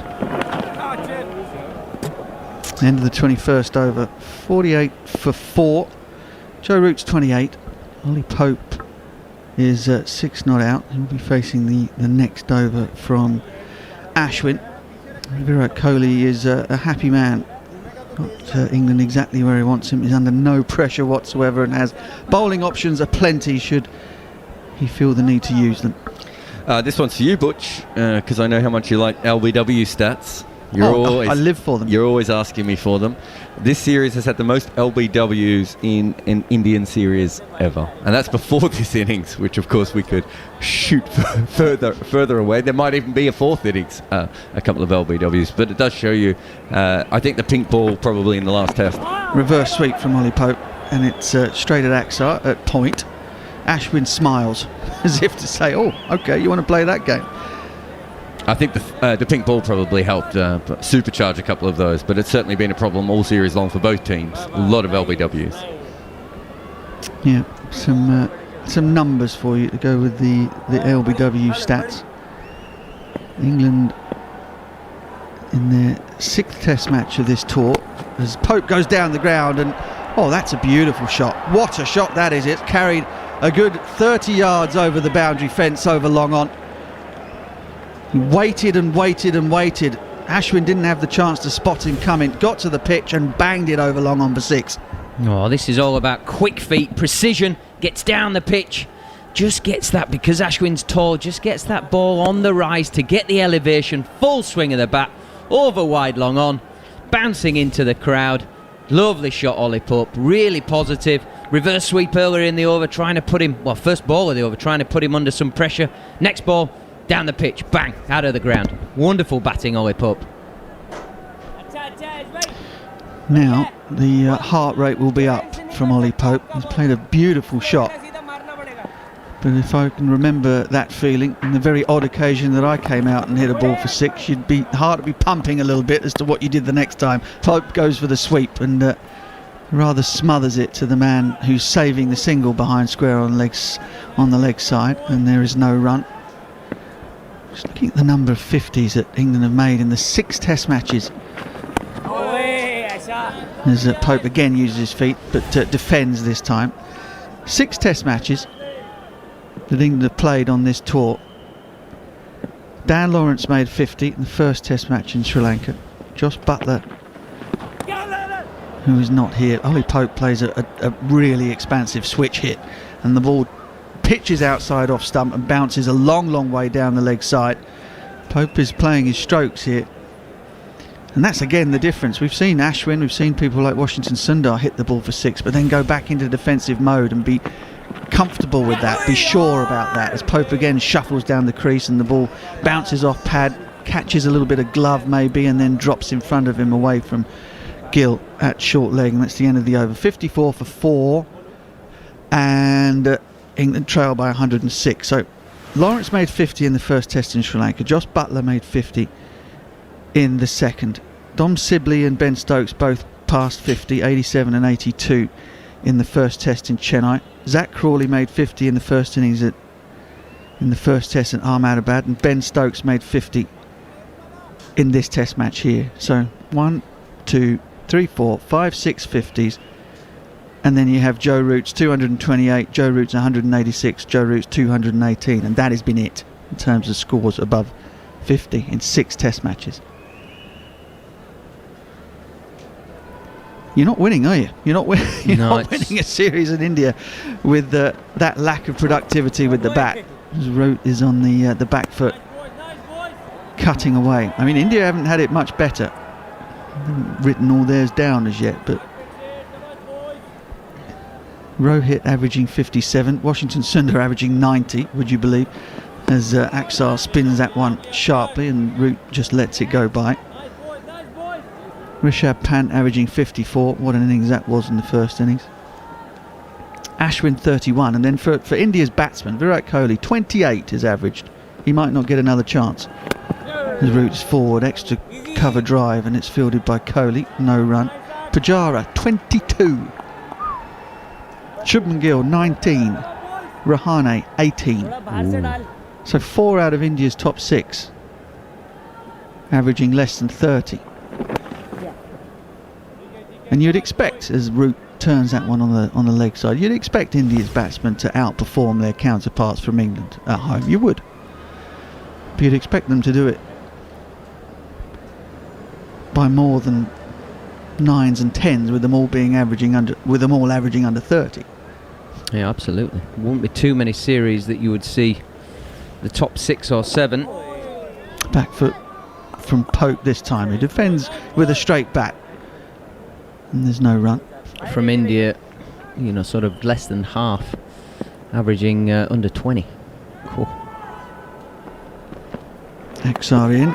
Sweep, top edge, and it goes over the keeper's head, over Rahane's head at slip, and is running away towards the boundary. Pope is living dangerously here. Rahane flips the ball back. Ashwin picks up and throws it back in, much to the delight of the Indian supporters in the ground. The end of the 23rd over. Pope now has 12 and it's decided that positivity is the way forward by the looks of things, and despite the 6 over long on, has lived a little dangerously other than that. Yeah, I might have some numbers for you of my own there. Butch Pope, his last 7 balls, he's run down the wicket 3 times, he's had 3 normal sweeps, and he's had 2 reverse sweeps. He's been proactive. He's taken the game on. Do you read from those numbers that there's a man comfortable in his defence?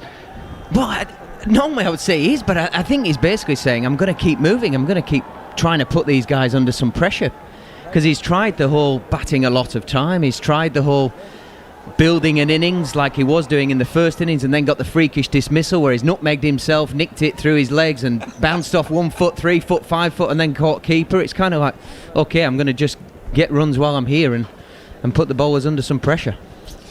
You're listening to the commentary of the fourth test between India and England on TalkSport 2 at the Times and Sunday Times cricket team. Writing with an edge. England need an edge. Not an outside or inside one though. Ball turning viciously from Ashwin to Pope. So much so that it misses bat, misses pad, misses pant and runs away for 4 byes.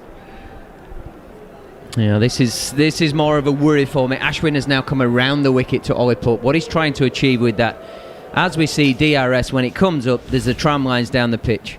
Ashwin now is saying, if you want to play the cross-bash shots, I'm going to pitch every ball within those tram lines. I'm looking to hit you on the pad, hit the stumps. If you want to play cross-back, good luck to you, buddy. A little bit of chat from Rishabh Pant. Been quite subdued really, given the position that India are in, as Ashwin does exactly as Gareth Batty describes from around the wicket, all pitching on the stumps. This one going on with the arm, was memorably bowled out. In fact, I think Ashwin's got him twice, hasn't he? Pitching from around the wicket, pitching the ball on middle and off, and hitting off stump past the outside edge and pad of Ollie Pope. This time Pope gets forward and smothers the spin, defends it out towards mid-off, and there's no run. Little twiddle of the bat a la Bell or a la Stewart, little touch of the helmet and back ready to face again, and that ball has been turned. I'm not sure if there was any bat in it. There may have been bat, then pad, diving leg slip, wasn't able to gather it in, but it certainly was catchable. No, given as a leg bye. England scamper back for 2, lead is 96 now. And this is the problem that England face against Ashwin. You can't just flick it off your pads when it gets close, because he's got leg slip and short leg. Basically, he's shutting you down. He's saying you can't get the ball anywhere but at those 2 guys. That one turning sharply. Pope trying to get as far forward as he possibly can, but then sort of rather shoving the hands at the ball at the last second, which is keeping all of the close in fielders interested and also opening up the opportunity of the ball sliding through the gate, and that almost did so. Reverse sweep, well, switch hit again, and the percentages are just so not in Ollie Pope's favour. Again, the ball turns, hits him on the body. It's the end of the over. Virat Kohli's having to think about a review, but I don't think he's going to go for it. The end of the over, England 64 for 4. Pope has 15, Root has 29. Here's Neil Manthorpe. I'm going to give Pope the benefit of the doubt there. That last reverse sweep, I think he's seen the ball coming out of the hand and he thinks it's pitching sort of middle and leg, so it's going to spin down the leg side. So he's trying to say, well, I've got a bit of a free hit at this, into a bit more of an open expanse on the offside. The great Kevin Peterson used to do it brilliantly to Matthias Muralitharan, arguably the best spinner that's ever walked on the planet. So if it's good enough for the great KP and he's smacking him into the crowd, young Ollie Pope, the overzealous youngster, is trying to do the same. It's all happening, isn't it? It's the game hasn't calmed down yet. You expect it to go through a quiet period, but perhaps not. That's Akshar Patel in once again. Joe Root takes a quick single up towards mid-off, and he scampered through very, very quickly in order to get down the other end and rotate the strike. England move up to 65 for 4. There are times, of course, as we mention always, in a test match or many games of cricket where you can afford to really just to play for yourself, and at the moment, at this stage, here's Akshar Patel. Forward comes Pope, and I'm pretty sure left that one alone outside the off stump. He was into position to play a forward defensive shot and then just withdrew the bat inside the line. There's a cheeky grin from Gareth Batty which suggests I'm being generous. No, he played inside it. I'm with you, bang on. Okay. 6 inches inside it on purpose. Here is Patel, a goal sweep shot, and aggressive one, power sweep from Ollie Pope, but he gets a bottom edge and he seems to be berating himself for not timing that one. But my point about there are times to be selfish, and I mean, if Ollie Pope plays for himself here, if Ollie Pope plays for Ollie Pope, looks after his innings, then England will benefit. So it's a sort of win-win situation. Just forget the team situation, it's so hopeless. Outside the off stump, and that is again probably left alone. But if Ollie Pope can make, he just needs to play for himself. If he can finish 70 or 80 not out, It could do his career the world of good. I think he is playing for himself. He's trying what he would normally do. You know, he's got all the tricks and he's prepared to showcase them. Here is Akshar Patel once again. Oh, down the wicket and a stumping. Rishabh Pant, well, he's finished without the ball, but did he take the bails off while the ball was still in his gloves? Ollie Pope reckons he's gone. He appears to be walking. The on-field umpires will refer it, but obviously Rishabh Pant did take the bails off before the ball came out of his gloves, unless he actually got rid of it. But Ollie Pope's come down the wicket, he's run past it, he's been almost yorked himself, and it would appear that Akshar Patel has another wicket. Rishabh Pant didn't take it cleanly, but he gathered it off his chest, and of course he has completed what in the end looks like a very entirely clean stumping. Yeah, I think you're right there, man. It looks like he almost got too close to the ball, which sounds a silly thing to say, which then he deceives himself with the trajectory and almost sort of plays over the top of the ball, almost yorks himself, like you say. But he just didn't quite cover the outside edge, which he'd done so well leading up to that. And we know that just from outside off stump where this ball pitched from Akshar Patel, there's just that little bit more spin now with those ever-wearing footholds. And this was a wonderful take from Rishabh Pant. It bounced. The bounce was almost sort of chest height, and he took it almost one-handed and managed to keep it in his right glove and just take the bails off. I thought it looked like he wonderful caught the rebound off his chest Yeah, initially. it could have been managed. Yeah, you're right. It was a terrible take. It was a brilliant effort after the ball hit his chest. It was a great recovery. Yeah, because, I mean, to be fair, I don't think he expected Pope to miss the ball. He was a little bit like a batsman keeping rather than a wicket keeper there, and he was surprised. The ball hits him in the chest, and he clutches his chest straight away and goes down to the ball, down to the stumps. And the minute his hand hits the stumps, the ball does come out, maybe a second or so afterwards. So he never had it correctly. But the ability to recover that quickly, and he couldn't even, I don't even think he was looking at the ball because he was still shocked. So he just clutched at it and got to the stumps. So in rugby terms, he wasn't in control of the ball. No try. Bring Pope back in. How long? I don't think he was in control. That's the point. I think it was sort of the ball was just precariously caught in the webbing of his glove, but sufficiently to complete the stumping, and then it slipped out. Yeah, I think everybody around the bat knew it was one of those where he just had enough control and took the stumps. And even Pope was trying to get back in. He saw the whole thing in front of his eyes and he walked straight off, didn't he? There was never really a concern from anybody. Well, the ball was touching his hand when he touched the stumps. That's all that really matters, isn't it? And to be honest, I think it falls out almost half a second afterwards anyway. It's not like Herschel Gibbs' catch. Well, Dan Lawrence is batting at number 7 for the first time in his first-class cricket career, and quite possibly he's never walked out to bat in a more hopeless situation. England are 65 for 5, and Lawrence comes forward and pushes it up towards mid-on.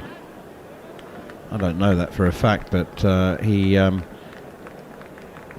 certainly never walked out to bat 5 down before, and with just 65 runs on the board, England still trailing by 95. It's a desperate time. What is going through his mind? Yeah, he doesn't strike me as the sort of lad that worries about the bigger picture. I think he loves batting. And from the times I played against him and all the reports you hear about him, he's one of those young lads that he's a sponge. He wants to get better. He loves batting. He loves the game. He studies it. He'll just be immersed in the fact that he's got a chance to wear that England shirt and get out there and bat for his country. And he certainly played very well in the first innings. All he's got to do is stick to that process again and keep the hunger and keep that sort of youthful spring in his step that he has. 25 wickets for Akshar Patel, 29 for Ard Ashwin. Oh, and that could be another one. There's a big appeal for leg before wicket. Up goes the finger. Nitin Menon raises the finger. Joe Root, well, you have to review it, Captain. It looked maybe a bit high, but it was probably pitching off, gripping, straightening. It was definitely in line. Height might be the only thing that saves Joe Root. He has reviewed it. Currently, England are 65 for 6. As he wandered down, he said to Lawrence, I think I've hit it. That's lip reading, that's what we thought. Doesn't look like it on the first replay. Can you give me the ultras to double check, please? The voice of Anil Chaudhary, the third umpire, You can hear, height is absolutely no problem, I'm afraid. It's 2/3 of the way up stump height, I reckon. I don't think Joe Root has hit this. Keep going. Show me one more time. What do you think, Bats? Well, they're double checking, triple checking, which is a good thing. It's close. But no, unfortunately, I think the spike we're seeing in Ultra Edge is unfortunately the pad, not the bat, for Joe Root and for England. Yeah. He's made his decision, and I think it could be curtains for Joe Root. Just to double check here. Oh, England's slide to another embarrassingly low total. Looks to have taken a turn for the worse here, with Joe Root about to be given out LBW, we fancy. Impact in line. Oh yes, hitting, smashing into off stump. Go to the on-field umpire. The right decision. I think Nitin Menon has had a magnificent series as an umpire. I really think he's excelled, as have Ashwin and Axar Patel. That is 30 wickets for R. Ashwin in the series, 25 Axar Patel. Joe Root's gone for 30, England are 65 for 6. Yeah, 3 apiece for the spinners, bowling quite magnificently. Ashwin changing angle on Joe Root, coming around the wicket, and as we said, it was to bring those tram lines in, to try and bowl straighter, to try and get the ball to spin back towards the stumps and the pad, and on this occasion got his length perfect. Joe Root likes to play off the back foot, but unfortunately the ball skips on, holds enough and wraps him on the back leg, and it's all because of that angle around the wicket with the little bit of spin, brings the stumps into play. It's wonderful bowling from Ashwin, it really has. If you're somebody who loves the art of spin bowling, to watch this man in operation, the way he uses angles, as well as the wonderful gift and skill he has with his fingers and his wrist. I mean, this man is absolutely poetry in motion, and he's spellbinding. And unfortunately for England, and for the England fans, and I include myself in that, he's got us spellbound at the minute, and he just looks invincible. Well, an hour ago, Darren Gough said it's a race to see who can get 5 first between Axar Patel and R. Ashwin. It's 3-all, Goughy. Yeah, don't surprise me. I just think the way we've played against these two, really, since they've come together from that second test match, we haven't found a way to play against them. It's been very difficult with the conditions favouring them, but this is a good pitch, not that much happening, and we just not got the skills to cope against two absolutely high quality spinners that India have got. 65 for 6, come on guys, it's horrendous, isn't it, really? It's just been an horrendous game for England, this, it really has. Yes, I'm afraid it has. England have already been bowled out for 81 and 112 in the last test match, and they might not get 100 today. I mean, I think it's worth noting that they've batted way worse in this test than they did in the last one, considering the conditions and everything that was going on. I mean, I don't even think it's comparable. Here is Ashwin, bowls to Ben Foakes, the new batsman. He clips it out to mid-wicket. I mean, they're gone. They're gone in body, in mind, and spirit. They goodness knows how the players who are staying on for the T20 series are feeling. Here is Ashwin once again. Forward comes Ben Foakes. He's not one of those. There'll be different pictures for that, man. There'll be 6s and 4s flying everywhere, because that's what they want to see, don't they? They want to see flat pitches. They want to see Indian players, and they want to see England players hitting 6s. Oh, chipped up into the air, and it almost brings Ashwin another catch to leg slip. Rohit Sharma got a hand to it, and a good part of his hand as well. Foakes down the wicket, thick inside edge, in the air. Ashwin thought he had 4, but Rohit Sharma could just tip it over the bar. It's been an exhibition of brilliant cricket. There will be many that say if these two spinners can knock over England on a good pitch, why do they bother preparing bad ones? The second test match was Well, I think Mark Butcher, just alongside me, is suggesting that they could bowl them out on a slab of marble. They don't need to rough it up. He's pushed defensively away by Dan Lawrence out on the offside, and there's no run. We were 1-0 up though in the series. That's right, on a slab of marble. Yeah, exactly. Well, it was for the first 2 days, the first Test match in Chennai. As Ashwin is in once again, turned away nicely by Dan Lawrence. He was in control of that one. He's playing with the spin, past leg slip down to deep backward square for a single, and Lawrence is off the mark. And R. Ashwin takes his cap, which he will not be wearing for more than 6 balls until this innings is ended, you would think. No, I think we can talk about England's failings all we want, but I think we've got a marvel in how well India have bowled. These two have bowled beautifully for 3 Test matches now. They've put pressure on England, not give them any scoring opportunities, not give them a chance to release the pressure. England have very, very little periods of play where you really think England have wrestled the initiative back, and I think that's all down to the way, largely the way Axar and Ashwin have bowled. So we can talk, because we have to talk about how poorly England have batted against these two guys, but I think we have to give a huge amount of credit to the way they've bowled and the pressure that they've put England under. They've also been able to select the team they wanted every Test match, and they've got the selection right every match, As you would hope they would in home conditions. Here is Akshar Patel, men all around the bat now as Lawrence comes forward and plays defensively. I don't know whether Jared Kimber will be able to help us out here. I just think, who's the third highest wicket taker for India in the series? So Ashwin has 30, Akshar Patel has 25, and I reckon it's Mohammad Siraj with about 3. Run out? Or maybe Ishant Sharma. Oh, run out! No, I'll have a look. Good shot from Dan Lawrence. That one's chopped away behind square on the offside. Little bit of width, a rare scoring opportunity, and Dan Lawrence has played it beautifully. He does choke the bat. I haven't noticed before how low on the handle Lawrence's grip is. He's right, throttles down at the bottom of the handle. 71 for 6 now as Akshar Patel is in once more. Lawrence back into the crease and nudges it up to mid-on, and they set off for a single and they complete it quite comfortably. Lawrence on to 6 now. Ben Foakes yet to score. England 72 for 6. I wonder what the highest percentage of wickets taken in a series is between 2 bowlers. Well, Harbhajan had that massive series against Australia. He took over 30. Well, there you go. Yeah. So I think that would be the other one. Who was at the other end to him? It wasn't Kumble, was it? Was it Kumble?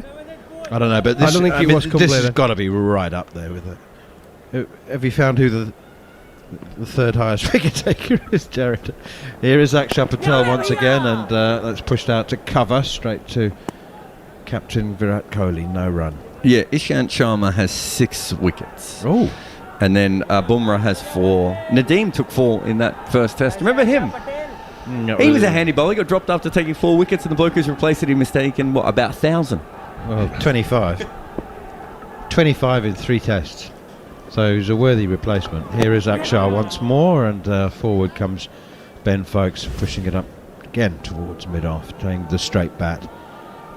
I suspect that Ben Foakes will not be attempting to sweep against Akshar Patel, although I could be wrong. You watch him sweep this ball. No, he doesn't. He plays straight, nudging it towards cover. He's a good, really good organised defensive batsman, is Ben Foakes, and we saw that in the third Test match when he batted a long period of time in the company of the tail. He did, yeah. He looks as though he's got a calm head on the shoulders of Ben Foakes, who is very inexperienced. I think he's kept well throughout the series when he's been playing. He doesn't look flustered at any point, but just to go back on the spin twins of Axar and Ashwin, it's partnership, it's relentlessness, it's not being able to retort the strike or score a boundary from either end. And they say you can talk about numbers, and I remember going back 2005, Shane Warne got 40 wickets in that series, but because England could score at the other end, relieve the pressure. There's no pressure being relieved at all here between these two guys, these two spinners. It's just relentless. in that series, England's batsmen were proactive against Shane Warne. It seemed that they had the view that he was going to take wickets and there was nothing they could do about that, so they had to be proactive and score.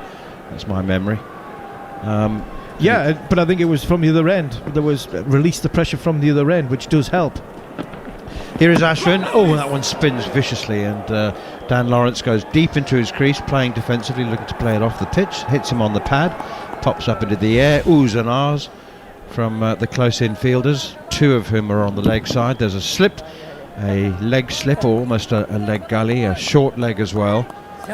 But it's the problem with Ashwin is that he has this carrom ball and the straight honour.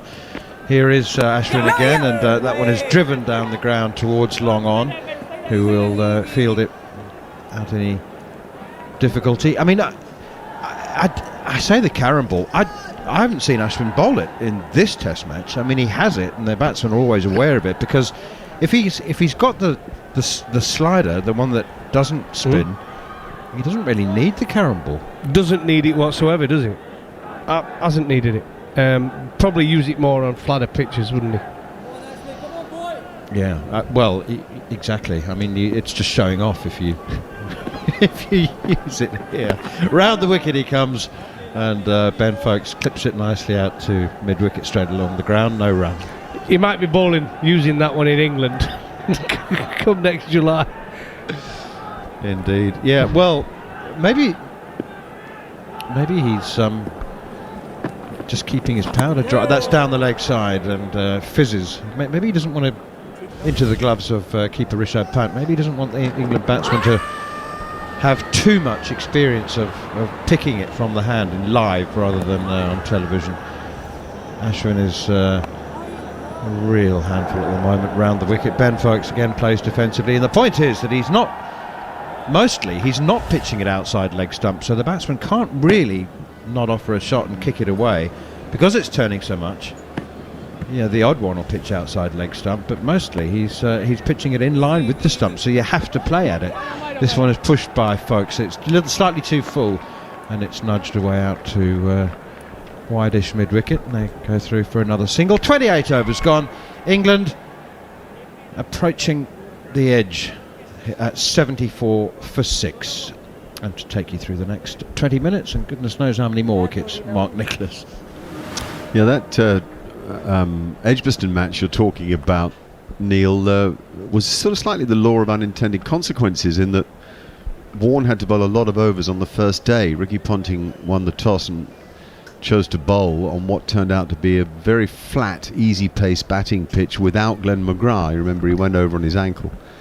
And the ball didn't do much for the other seamers, and the consequence is that Warne bowled a lot of overs. He only got the one wicket, Andrew Strauss with the Jaffa, but Marcus Trescothick took him on deliberately. England had decided they'd spent a lot of time, hadn't they, Harmy, against the bowling machine. Yeah, and they took him on, and he was quite taken aback at the end of the day. It was the first time he'd seen England with such an attitude. He ended up with 4 in the innings because he cleaned up the tail. But anyway, here's Akshar Patel bowling to a very straight-batted Ben Foakes, and of course then he got 40-odd with the bat and very nearly got over the line until Harmy had his final say.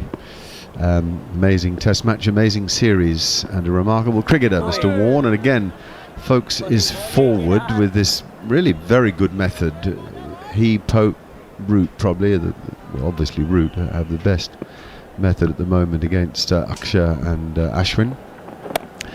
Double A power, like a battery, never seems to wind down. This pair have the stamina, but of course stamina coming from confidence and from momentum. All these things coming together to make life easy at the moment to be an Indian spinner.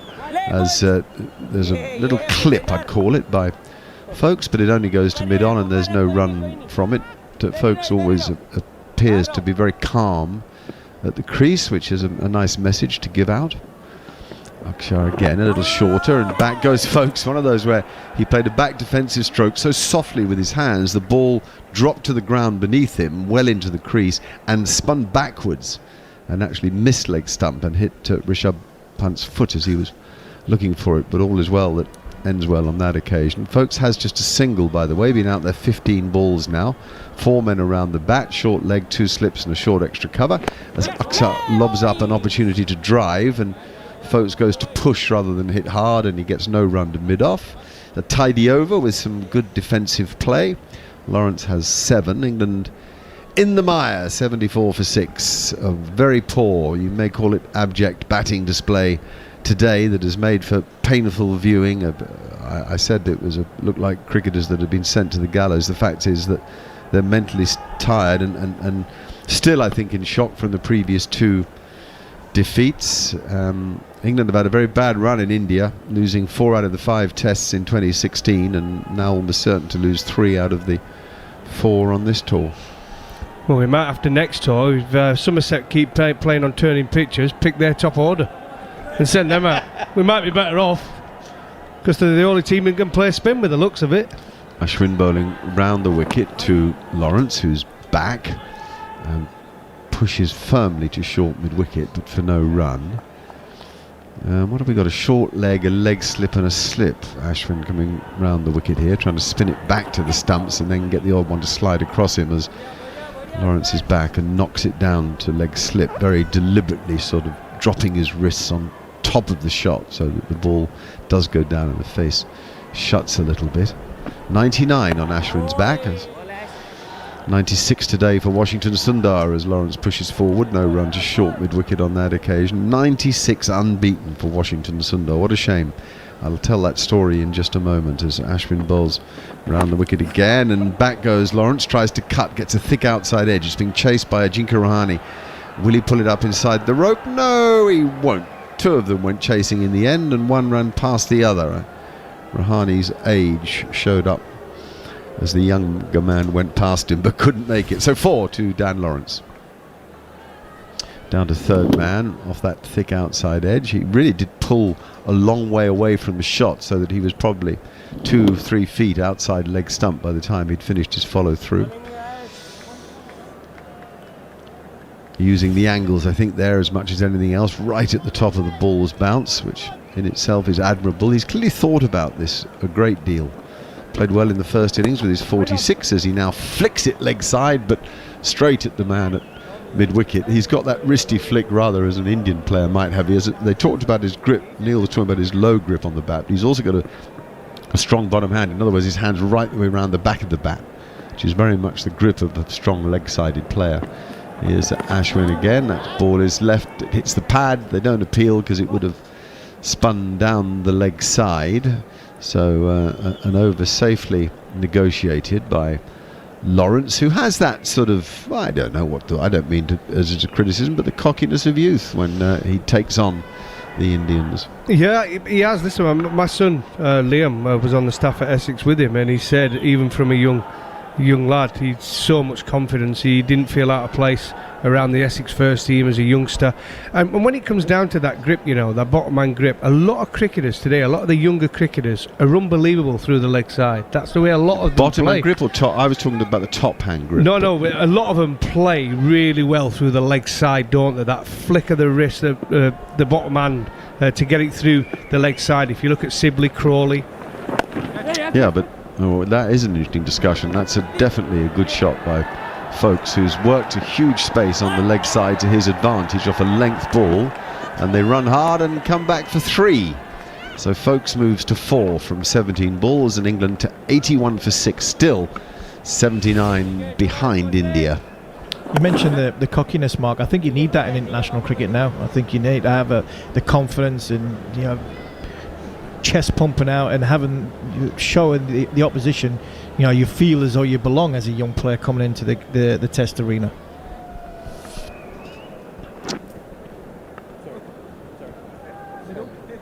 Just a murmur around the ground. I've talked about the echo there. It's such a huge stadium, seats 110,000, and that really is not much more than a strong sprinkling, I'd say, of spectators.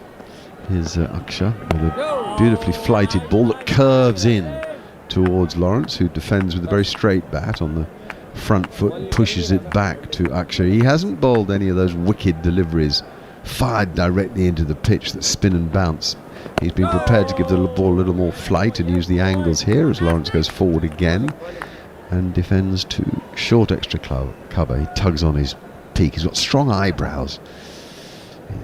He looks like a man who's in for the hard yards. That's certainly something in his favour. Another tall and slim cricketer of the modern age. As he taps the ground, then he lifts his bat up high, waving it around, is something that is also of the modern age. And then he goes back and plays it pretty firmly out into the offside, but there's no run.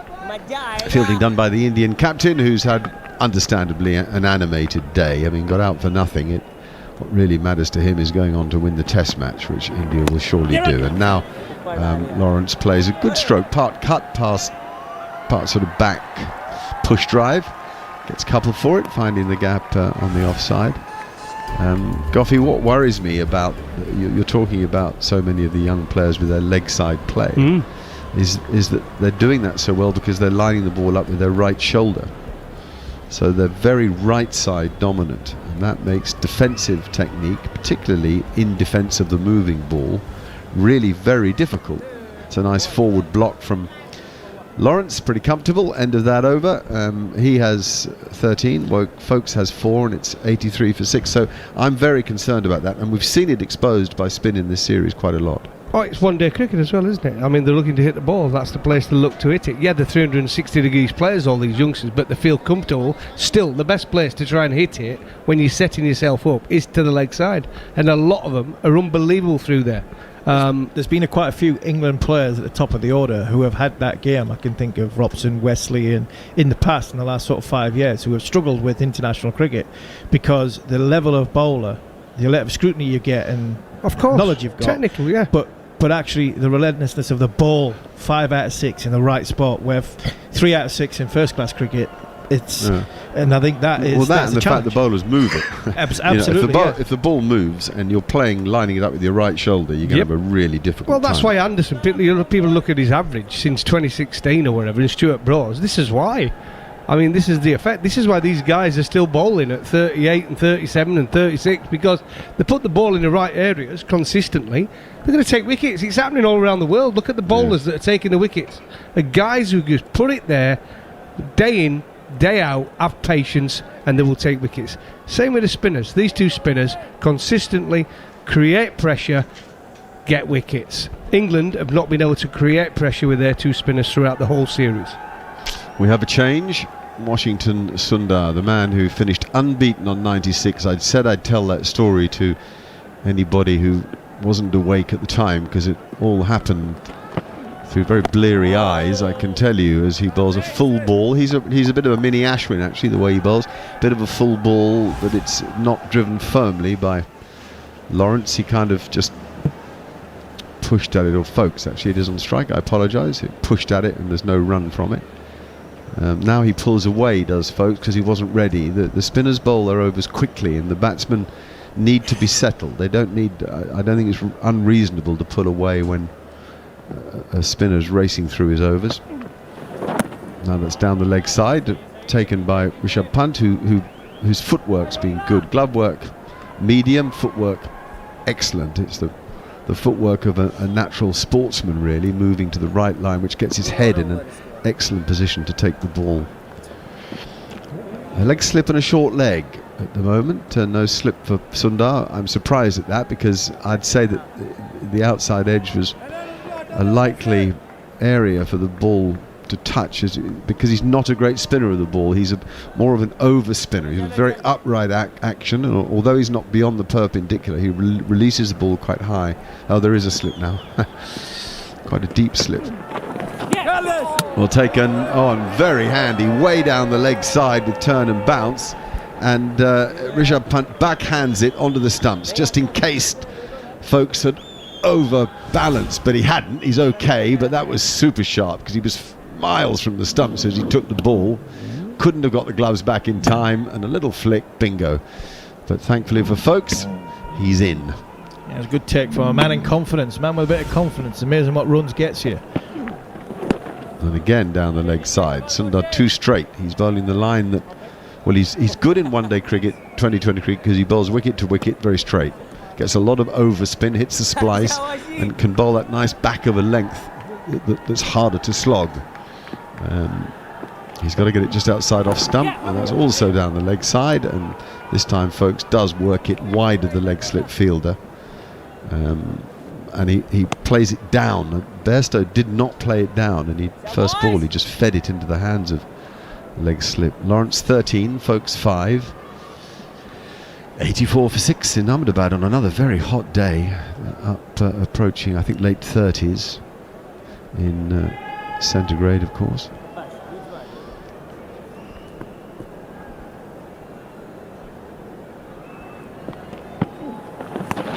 And that goes way down the leg side and I think that was a chance. The tumbling, falling, charging at first fielder, and he couldn't. He looks disgusted with himself. I think that was a chance. It might have gone through his fingers as he got forward to the ball, but simply couldn't hold on.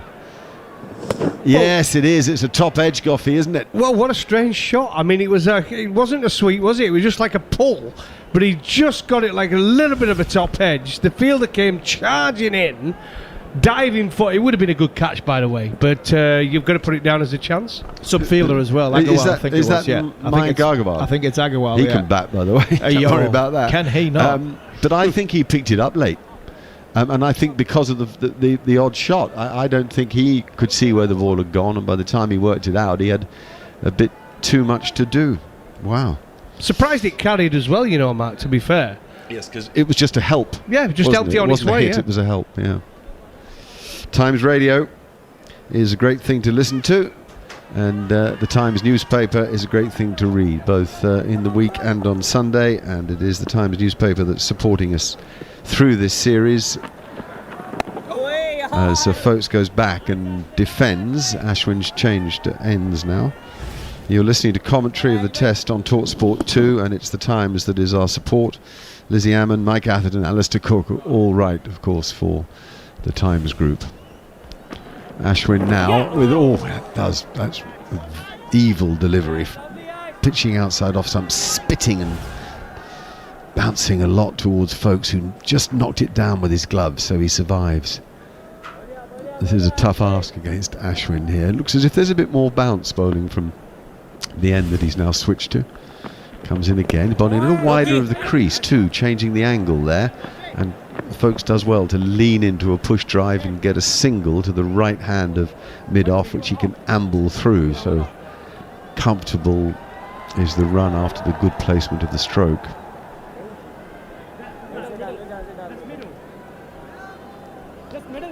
Lawrence is re-asking for guard, and that's because I think he's taken himself across his stumps a bit, trying to get nearer to the line of the ball. He was on middle, and I think he's gone to middle and off. We'll see. It may be that he's gone the other way. I'll try to get a feel for that, but he's seen how much that ball has... Well, bounce, of course, is the great danger to the batsman. Spin, if you're any good, you hope to deal with, but if it extra bounce with spin... it's because Ashwin has switched the ball round to Lawrence, so he has changed his guard for that, and he plays a nice on drive, but a sprawling fielder, Virat Kohli, at short mid wicket, saves it, so there's no run.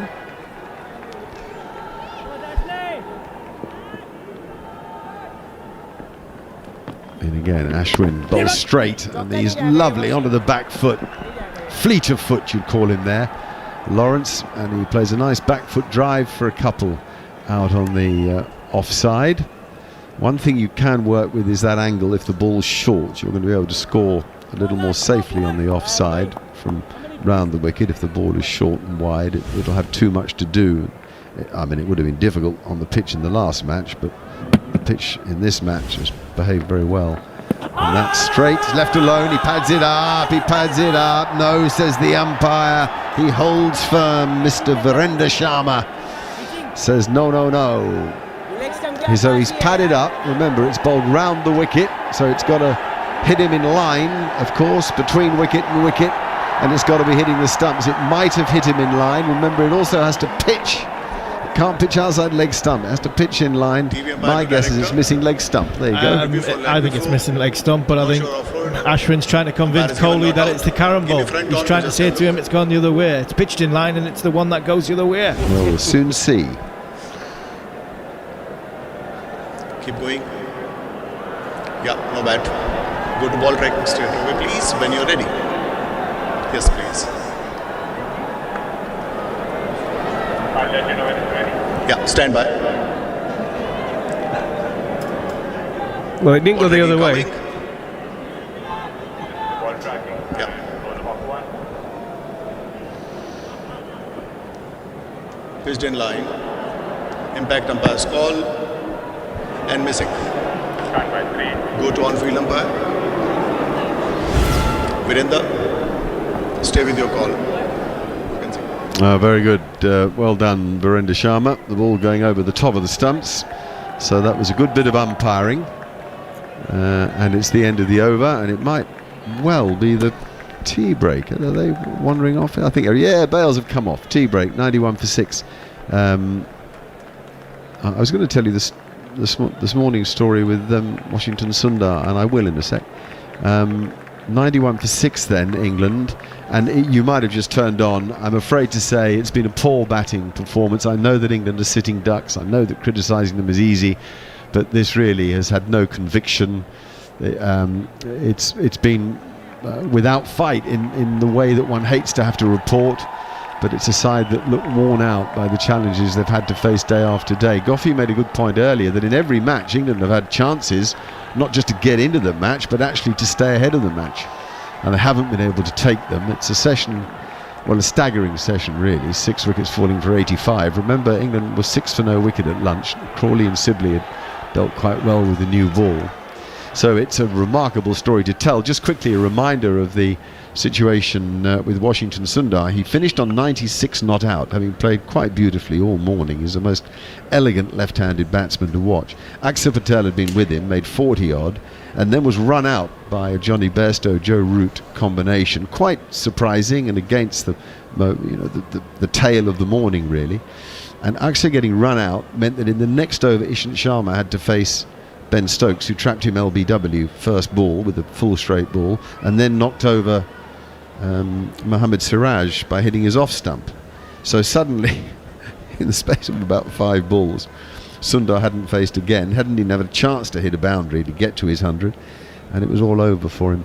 Anyway, that seems a whole sort of while ago, a story ago.